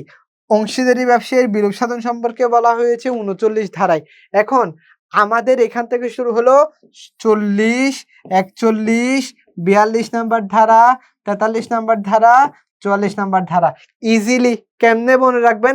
আপনাকে হুট করে বলবে বিজ্ঞপ্তির দ্বারা বিলোপ সাধন কত নাম্বার ধারা, বিজ্ঞপ্তির দ্বারা বিলোপ সাধন কত নাম্বার ধারা, তাহলে আপনি মনে রাখবেন সবাধ্য ঘটনা বিজ্ঞ আদালত, সবাধ্য ঘটনা বিজ্ঞ আদালত। তার মানে হলো আমার শুরু হচ্ছে 40 থেকে, তাহলে স মানে হলো সকলের সম্মতিক্রমে বিলোপ সাধন, স মানে হলো সকলের সম্মতিক্রমে বিলোপ সাধন, বাধ্য মানে হলো বাধ্যতামূলক বিলোপ সাধন, ঘটনা মানে হলো বিশেষ ঘটনা সাপেক্ষে বিলোপ সাধন, বিজ্ঞ মানে হলো বিজ্ঞপ্তির দ্বারা বিলোপ সাধন, আদালত মানে হলো আদালতের আদেশে বিলোপ সাধন। এখন আপনাকে হুট করে বলল বিশেষ ঘটনা সাপেক্ষে বিলোপ সাধন। হ্যাঁ, বা লেকচার শিটে লেখা আছে আমার সবার বিবি আমার, আমার বিবি সবার নাকি সবার বিবি আমার? সবার বিবি আমার মনে হয় ওইরকম। আচ্ছা যাক, আপনাদের আপনাদের যেটা ইচ্ছা সেটাই মনে রাখেন। মজা আমার কথাটা হলো, আমার কথাটা হচ্ছে আহ আমার কথাটা হচ্ছে আপনারা মানে যেভাবে মনে রাখতে পারেন, আমার বিবি সবার, সবার বিবি আমার। এই যে মানে মজা করে আমার কথাটা হচ্ছে মজা করে আমার জিনিসটা মনে রাখা লাগতেছে। হ্যাঁ? তো যেটা ইচ্ছা সেভাবে হচ্ছে আপনাকে কি করতে হবে? মনে রাখতে হবে। দেখেন তাহলে আমরা কিভাবে পরীক্ষায় ধরেন আপনাকে হুট করে বলল বিশেষ ঘটনা সাপেক্ষে বিলোপ সাধন কত নাম্বার ধারায় বলা হয়েছে? তাহলে তাহলে আমরা জানি কি সবাধ্য ঘটনা বিজ্ঞ আদালত। তাহলে বিশেষ ঘটনা সাপেক্ষে, তাহলে সবাধ্য ঘটনা, তাহলে ঘটনা সাপেক্ষে, তাহলে 40, 41, 42, 42 নাম্বার ধারায়। মনে থাকবে? আরেকটু বুঝাই দেয়া লাগবে এটা? আমাদের কিন্তু শেষ, পড়া শেষ। আচ্ছা, ধারা বুঝি নাই? আচ্ছা, বুঝা দিচ্ছি। দেখেন, অংশীদারি ব্যবসায়ের বিলোপ সাধন সম্পর্কে বলা হয়েছে 39 ধারায়। তো অংশীদারি ব্যবসায়ের বিলোপ সাধন হয় 5 ভাবে। কয় ভাবে? 5 ভাবে। 1 নাম্বার হলো সকলের সম্মতিক্রমে বিলোপ সাধন, সকলের সম্মতিক্রমে বিলোপ সাধন, বাধ্যতামূলক বিলোপ সাধন, বিশেষ ঘটনা সাপেক্ষে বিলোপ সাধন, বিজ্ঞপ্তির দ্বারা বিলোপ সাধন, আদালতের আদেশে বিলোপ সাধন। এই সবাধ্য ঘটনা বিজ্ঞ আদালত। এই কথাটা যদি আপনি মনে রাখতে পারেন, এই কথাটা যদি আপনি মনে রাখতে পারেন, তাহলে আপনি সহজেই পারবেন। সবাধ্য ঘটনা বিজ্ঞ আদালত। আপনার একটা যদি সিরিয়ালি মনে রাখতে চান পারবেন না। আমি পার্সোনালি আমি নিজেও এটার মাধ্যমেই মনে রাখি। তাহলে কি সবাধ্য ঘটনা বিজ্ঞ আদালত। এখন আপনাকে হুট করে বলল বিশেষ ঘটনা সাপেক্ষে বিলোপ সাধন, তাহলে আমরা জানি 40 থেকে শুরু হয়েছে। তাহলে সবাধ্য ঘটনা, তাহলে বিশেষ ঘটনা সাপেক্ষে বিলোপ সাধন 40, 41, 42 নাম্বার ধারা। ক্লিয়ার? হ্যাঁ, সবগুলো ধারা বলতে এই ধারাগুলাই তো, এই 5টা ধারা আছে। এই 5টা ধারার কোনটা কত নাম্বার ধারায় সেগুলো গুরুত্বপূর্ণ। আর হচ্ছে এগুলো গুরুত্বপূর্ণ না, বিলোপ সাধনের ধারাগুলো গুরুত্বপূর্ণ, অংশীদারি ব্যবসায়ীর সংজ্ঞাটা গুরুত্বপূর্ণ। তারপরে হচ্ছে সমানে হলো সকলের সম্মতিক্রমে, সমানে হলো সকলের সম্মতিক্রমে বিলোপ সাধন, সমানে হলো সকলের সম্মতিক্রমে বিলোপ সাধন। ঠিক আছে? আচ্ছা, তারপরে হচ্ছে আমাদের অলমোস্ট শেষ হয়ে গেছে। লেকচার শিটের বাইরে আপাতত কোনো বই, মানে ম্যানেজমেন্টের ক্ষেত্রে কোনো বই পড়া লাগবে না। ম্যানেজমেন্টের ক্ষেত্রে কোনো বই পড়া লাগবে না। যদি অন্যান্য সাবজেক্টগুলোর ক্ষেত্রে আপনারা টিচার্স থেকে জিজ্ঞেস করে নেবেন। হ্যাঁ? হ্যাঁ, আমার বিবি সবার, সবার বিবি আমার। আপনি যেভাবে হোক, আমার কথাটা হচ্ছে আপনি মজা করে হোক, করে হোক, আপনাকে পরীক্ষায় পারতে হচ্ছে। মানে পরীক্ষায় পারার জন্য আপনি যেভাবে ইচ্ছা সেভাবে মুখস্থ করেন, কোনো সমস্যা নাই। আপনি চাইলে সবাধ্য ঘটনা বিজ্ঞ আদালত এটাও পড়তে পারেন। আপনি চাইলে সবার বিবি আমার ওটা দিয়েও মনে রাখতে পারেন। ঠিক আছে? ক আ আচ্ছা, যাই হোক। আচ্ছা, এটা হচ্ছে আমাদের গেল। এখন আমাদের মনে হয় কয়েকটা এমসিকিউস, আমরা একটা এমসিকিউ সলভ করব। আর হচ্ছে কোয়েশ্চেন ব্যাংক আপনাদেরকে মেবি দিবে। আ এখান থেকে দিবে কোয়েশ্চেন ব্যাংক, ঢাবির কোয়েশ্চেন ব্যাংক দিবে। তারপর হচ্ছে অংশীদারি কারবারে কারা অংশীদার হতে পারে না? দেখি তাড়াতাড়ি একটু আনসার দেন। আমাদের শেষ হয়ে যাবে এখন অলরেডি। ও মা শেষ।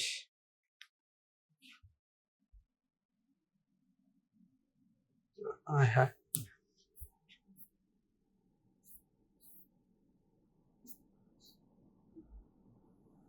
হ্যাঁ, দেখেন তাহলে কি অংশীদার কারবারে অংশীদার হতে পারে না। ডি বলছে ভাইয়া দিতে পারি না, ভাইয়া শেষ দেন। হ্যাঁ শেষ। আপনাদেরকে কিছু কথা বলবো তারপরে শেষ করে দিচ্ছি ইনশাল্লাহ। D D D D D D D তারপর হচ্ছে সবাই বলছে ডি, সুমাইয়া, তারপর হচ্ছে তাওসিফ, ফাহিম, ইয়ারিদ, তারপর হচ্ছে তাহিয়া। কংগ্রাচুলেশন সবাইকে, মাশাআল্লাহ পারতেছেন আপনারা সবাই। শামিউল, বুশরা, ওকে রাইদা, আমি এখন মনে করতেছি। আচ্ছা, এরপরে হচ্ছে কেউ অংশীদার হতে পারে না, সরকারি চাকরি তো মাথা থেকে পারে না। অংশীদার হিসেবে নাবালকের দায় হচ্ছে অসীম নাকি সসীম নাকি ক্ষেত্র বিশেষে অসীম?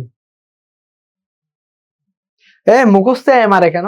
সীমাবদ্ধ, সীমাবদ্ধ। বি বলছে কে? আয়েশা, আপনি বি বলছেন কেন স্যার?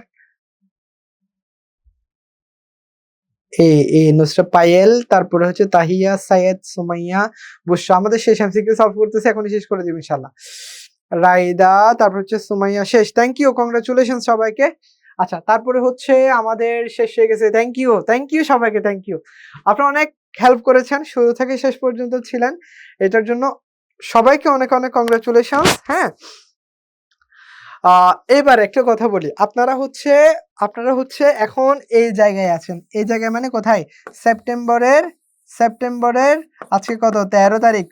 আপনাদের পরীক্ষা হবে সম্ভবত, ধরে নিলাম আমি, জানুয়ারির শুরুর দিকে। তাহলে যদি আপনারা জানুয়ারির শুরুর দিকে যদি আপনাদের পরীক্ষা হয়, তাহলে মাঝখানে সেপ্টেম্বর, অক্টোবর, নভেম্বর, ডিসেম্বর, জানুয়ারি। হ্যাঁ? তো এখন আপনারা যদি এখানে দেখেন, হবে কি? আপনারা এখানে সবাই অনেক বেশি মোটিভেটেড ফিল করতেছেন না? অনেক বেশি?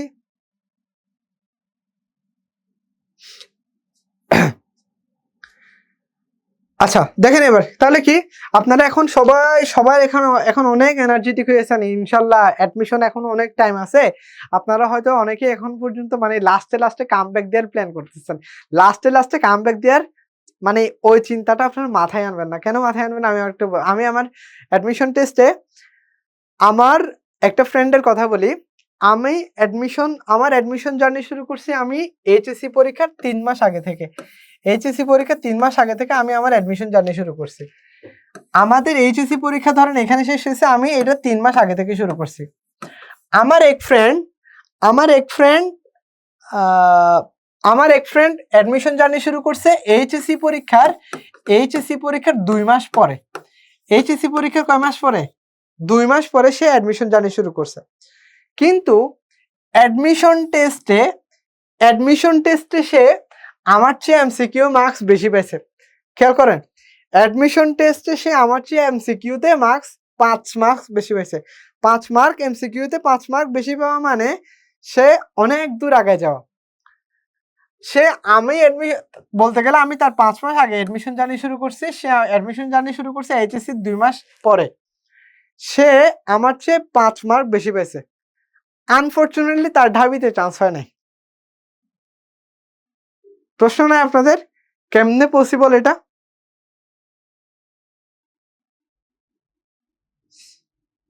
কারণ হচ্ছে সে ইংলিশে পাইছিল 4.75।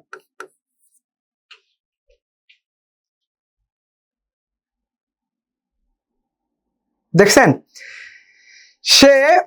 সে সবকিছু ভালো করছে, এমসিকিউ আমার চেয়ে আরো ৫ বেশি পেয়েছে, কিন্তু সে ইংলিশে ফেল করছে, যে কারণে সে হচ্ছে কি করতে পারে নাই, ঢাবিতে চান্স পায় নাই। এখন দেখেন, আপনি এই যে এটা হলো আপনার ডিইউ টার্গেট। আপনি যদি দেখেন সে কিন্তু ভালো মার্কস পেয়েছে, কিন্তু ইংলিশে কেন যেন তার ভালো মার্কস, এমসিকিউতে যথেষ্ট ভালো করছে, কিন্তু এই যে ইংলিশে ঢাবিতে পরীক্ষা দিতে গেলে আলাদাভাবে ৫ মার্ক লাগে। কয় মার্ক লাগে? আলাদাভাবে ইংলিশে ৫ পাইতে হয়। ৫ পাইলে তখন আপনি কি হবেন? তখন আপনি রেসের মধ্যে ঢুকতে পারবেন। এখন দেখেন ৪১,০০০ স্টুডেন্ট পরীক্ষা দিচ্ছে গতবারে ৪১,০০০ স্টুডেন্ট পরীক্ষা দিছে। এই যে ৪১,০০০ স্টুডেন্ট যে পরীক্ষা দিছে,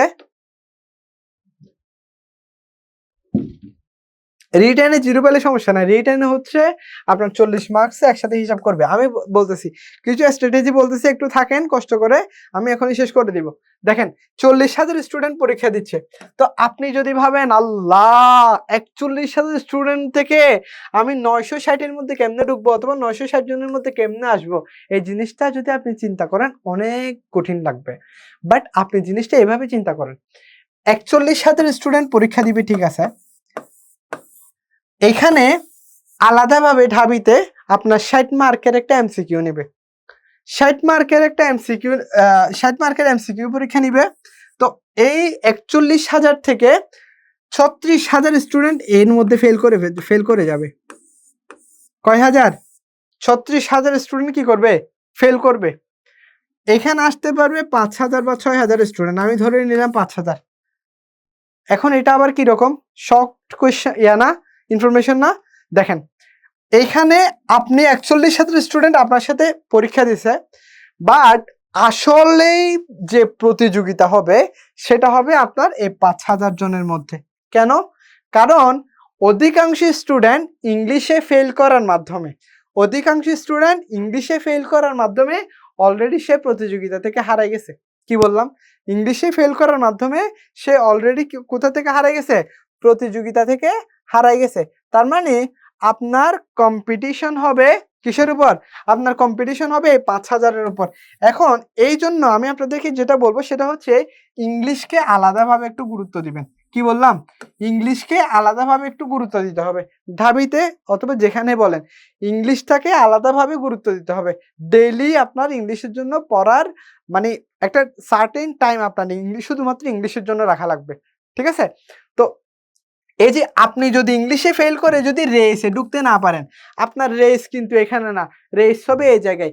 আপনি আগে ইংলিশে পাস করে আপনাকে কোথায় একটা লেভেলে আসতে হবে। এখানে হচ্ছে এটা হচ্ছে লেভেল। এখানে ৩৬,০০০ স্টুডেন্ট ফেল করবে। ফেল করার পরে ৫,০০০ স্টুডেন্ট ইংলিশে পাস করে, এখন তাদের মধ্যে থেকে যারা রিটেনে ভালো করবে, এমসিকিউতে ভালো করবে, এখান থেকে ৯৬০ জন ফাইনালি, অথবা আমি একটা ফিগার বললাম আর কি, অ্যারাউন্ড এরই কাছাকাছি তারা ফাইনালি ডিউতে চান্স পাবে। ঠিক আছে? তো এই যে এখন যে কথাটা বলবো সেটা হচ্ছে যে এটা তো বুঝলাম। এটা বোঝার পরে এখন আমার যে ব্যাপারটা সেটা হচ্ছে আপনারা এখন সেপ্টেম্বরের এখানে আছেন, আপনারা জানুয়ারিতে হচ্ছে আপনাদের এখানে হচ্ছে টার্গেট ডিউ টার্গেট আছে। তো আপনারা এখন অনেক এনার্জেটিক, দেখবেন যে কয়েক মাস পরে কেউ 1 মাস পরে এসে কেউ হারাই যাবে, তার পড়াশোনার আর কোনো খবর নাই, সে বলতেছে ভাই পারতেছি না, শেষ। অথবা আরেকজন দেখবেন এখান থেকে আপনার সাথেই শুরু করছে, দেখবেন সে 2 মাস পরে হারাই গেছে, 2 মাস পরে সে কি হয়ে গেছে। আর এই রেসটাকে আমাকে আজকে আমার খুবই ক্লোজ স্টুডেন্ট, আমার একদম ইন্টার যাকে আমি পড়াইছি, সে আজকে আমাকে একটু আগে ফোন দিয়ে বলতেছে ভাইয়া আমি কি এখন তো পড়াশোনা তো করতে ইচ্ছে করতেছে না, আমি কি এখন অ্যাডমিশন প্রিপারেশন নেবো, অথচ সে খুবই রিনোন্ড একটা কলেজের, ঢাকার খুবই রিনোন্ড একটা কলেজের স্টুডেন্ট, খুবই ভালো মানের একজন স্টুডেন্ট। সে আমাকে আজকে বলতেছে ভাইয়া, মানে প্রায় আধা ঘন্টা কথা বললাম, আমি যখন স্টুডিওতে আসছি স্টুডিওতে বসে ওর সাথে কথা বলতেছিলাম যে ভাই আমি কি এখন অ্যাডমিশন প্রিপারেশন নিব, আমার তো পড়াশোনা করতে ইচ্ছে করতেছে না। তো এই যে ও কিন্তু শুরুতেই হাল ছেড়ে দিচ্ছে, এইখানে এসে হাল ছেড়ে দিচ্ছে, সে মাঝখানে আরো অনেক টাইম আছে। তো আপনাদেরও এই জিনিসটা হবে কি, এই যে প্রথমবারে এসে আপনারা এখানে কি হয়ে যাবেন, ফেড আউট হয়ে যাবেন, অনেকে এখানে হারাই যাবেন। তো এই জিনিসটা অ্যাডমিশন টেস্টে অথবা ভর্তি পরীক্ষায় ভালো করার জন্য একটা সিক্রেট হচ্ছে আমার, শেষ পর্যন্ত আপনাকে লেগে থাকতে হবে। কি বলতেছি, শেষ পর্যন্ত আপনাকে লেগে থাকতে হবে। কিভাবে লেগে থাকতে হবে, যেমন আপনি মাঝে মাঝে কি হবেন, পড়তে ইচ্ছে করবেন, আমরা তো মানুষ, আমাদের মোটিভেশন কাজ করে অনেক সময় মোটিভেশন কাজ করে না, অনেক সময় পড়তে ইচ্ছে করে, অনেক সময় পড়তে ইচ্ছে করে না। বাট আমরা, হ্যাঁ ঠিক আছে, আজকে পড়তে ইচ্ছে করতেছে না, কোনো সমস্যা না, আজকে না পড়ি, বাট কালকে থেকে আপনাকে সিরিয়াস হইতে হবে, কালকে থেকে আপনাকে সিরিয়াস হতে হবে। এমন না আজকে পড়লাম না, ইস কালকে তো কিছু পড়ি না, আজকে পড়বো না, একেবারে শনিবার থেকে শুরু করব।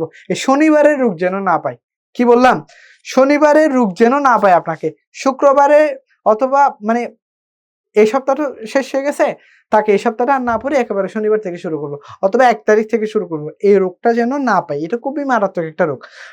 তো যেটা বলতেছিলাম, আপনারা যে এখান থেকে শুরু করছেন, আল্লাহর ওয়াস্তে আমি একটা বিনীত রিকোয়েস্ট করতেছি, সেটা হচ্ছে এখানে মাঝখানে এসে হারিয়ে যাবেন না। কি বললাম, মাঝখানে এসে হারিয়ে যাবেন না। হ্যাঁ পড়াশোনা করতে ইচ্ছে করতেছে না, ঠিক আছে, কিন্তু আপনি 2-3 দিন পড়তে ইচ্ছে না করলে না পড়েন, বাট এরপর পরে আপনাকে কামব্যাক দেওয়া লাগবে। হ্যাঁ, শেষ পর্যন্ত আপনাকে লেগে থাকতে হবে। আমার একটা ভিডিও আছে ইউটিউবে, তো দেখছেন কিনা আমি জানি না, হয়তো আপনাদের চোখে পড়লেও পড়তে পারে, নাও না পড়লেও না পড়তে পারে। যে গত বছর যখন আমি এই যে সেম স্টুডিও, এই যে সেম রুমে যখন কথা বলতেছিলাম, আপনাদের যারা এর আগের ব্যাচে যারা পরীক্ষা দিছে আরকি, হ্যাঁ? ওনাদেরকে বলতেছিলাম এই জিনিসটা। এই ভিডিওটা এখন অলমোস্ট মনে হয় 274 না 67-68 কে মতো ভিউজ হয়েছে। 267 কে মানে 2,68,000 অথবা প্রায় অলমোস্ট 2,70,000 মতো ভিউজ হয়েছে ওই ভিডিওটা ইউটিউবে। তো ওই ওনাদেরকে সেম জিনিসটাই বললাম, আমার অ্যাডমিশন জার্নিটা শেয়ার করছি এরকমই, মানে প্রথম দিনে ওনাদের সাথে যেদিন আমার ক্লাস হয়েছে। তো আপনাদেরও কাজ হবে কি, শেষ পর্যন্ত লেগে থাকবেন। শেষ পর্যন্ত লেগে থাকবেন কি, আপনি এই যে 2 মাস পড়লেন, আপনি কোথায় হারিয়ে গেলেন, আরে ভাই পারতেছি না, এখন কি আমি অ্যাডমিশন প্রিপারেশন নিব, এই জিনিসটা আপনার কোনোভাবেই করা যাবে না। আপনাকে শেষ পর্যন্ত অন্তত ডেইলি অন্তত যতটুকু পারেন ততটুকু পড়ান, কোনো সমস্যা নাই। বাট আপনাকে শেষ পর্যন্ত পড়াটা কন্টিনিউ রাখতে হবে। অ্যাডমিশন টেস্ট হচ্ছে একটা ম্যারাথন। কি? অ্যাডমিশন টেস্ট একটা ম্যারাথন। এখানে আপনি খরগোশের দৌড় দিলে হবে না। আপনি 4 দিন পড়াশোনা করছেন, ধুমায়ে পড়াশোনা করছেন, এরপর 1 সপ্তাহ আপনার কোনো খবর নাই। এরকম হলে হবে না। এটা হচ্ছে খরগোশের মতো আস্তে, আস্তে, আস্তে, আস্তে, আস্তে দম নিয়ে যাইতে হবে। বুঝতে পারছি? তো যদি হেল্প লাগে আমরা তো আছি, হ্যাঁ? ওভার কনফিডেন্স হবেন না, ওভার কনফিডেন্স নিয়েন না। আল্লাহ যতটুকু দিছে ততটুকু সময়টাকে অন্তত কাজে লাগান, ইনশাল্লাহ ভালো কিছু হবে। ভাইয়া একদিন 4টায় উঠে পড়লাম আর একদিন 6টায় উঠে পড়লাম, তার মানে কি আমি হেরে গেলাম? ভাইয়া বলেন না, কি বলতাম? ইনশাল্লাহ শেষ পর্যন্ত আম্মু আব্বুরে ছেড়ে আসছি, হাঁটতে হয়। ওকে, হ্যাঁ অবশ্যই পারবেন। শুধু মনে হয় আমি কি পারবো, এটা আমারও মনে হয়েছিল, হ্যাঁ। আহ তো আমার শুধু একটা রিকোয়েস্ট, সেটা হচ্ছে আপনারা হাল ছেড়ে দিবেন না। আমার সাথে যেহেতু আপনাদের আজকে প্রথম ক্লাস, সেজন্য আমি আপনাদেরকে এই কথাটা বলছি। হাল ছেড়ে কোনোভাবেই দেয়া যাবে না। দেখেন, আপনি শেষ পর্যন্ত পড়া চালাইয়ে ডেইলি পড়াশোনা করে আপনি শেষ পর্যন্ত বিভিন্ন ইউনিভার্সিটি পরীক্ষা দেন, দেখবেন যে আমি গ্যারান্টি দিয়ে বলতে পারি আপনার কোথাও না কোথাও হয়ে যাবে। কোথাও না কোথাও আল্লাহ যে পরিশ্রম করে তাকে কখনোই নিরাশ করে না। আল্লাহ যে পরিশ্রম করে তাকে কখনোই নিরাশ করে না। আচ্ছা, ডেইলি 12 থেকে 13 ঘন্টা পড়লে কি হবে? ডেইলি 12 থেকে 13 ঘন্টা পড়তে হবে বিষয়টা এমন না। বাট আপনি যদি পারফেক্টলি পড়তে পারেন তাহলে তো ডেফিনিটলি ভালো। আপনি যদি 12 থেকে 13 ঘন্টা পড়তে পারেন এটা এনাফ পড়াশোনা, এনাফ পড়াশোনা। তবে কি পড়তেছেন, কোন জিনিসটা পড়তেছেন, কোন জিনিসটা পড়বেন এই জিনিসটা আগে থেকে আপনারা সিলেক্ট করে রাখবেন। আগে থেকে এই জিনিসটা কি করে রাখবেন? মার্ক করে রাখবেন। ঠিক আছে? এরপরে পড়াশোনা করবেন। ঠিক আছে, তাহলে আপনাদের সবার সাথে আ লেকচার শিটের সবকিছু কি ক্লাসে করায়? হ্যাঁ, মোটামুটি যেগুলো ইম্পোর্টেন্ট সবগুলাই করায়। হ্যাঁ? ঠিক আছে, ধন্যবাদ সবাইকে। সবার সাথে দেখা হবে পরবর্তী কোনো একটা ক্লাসে। সো সে পর্যন্ত সবার জন্য অনেক, অনেক শুভকামনা। ভালোমতো পড়াশোনা করেন। ভালোমতো পড়াশোনা করে বাবা-মায়ের নিজের স্বপ্নটাকেও করেন। যারা সালাম জানাচ্ছেন সবাইকে ওয়ালাইকুম আসসালাম। আসসালামু আলাইকুম।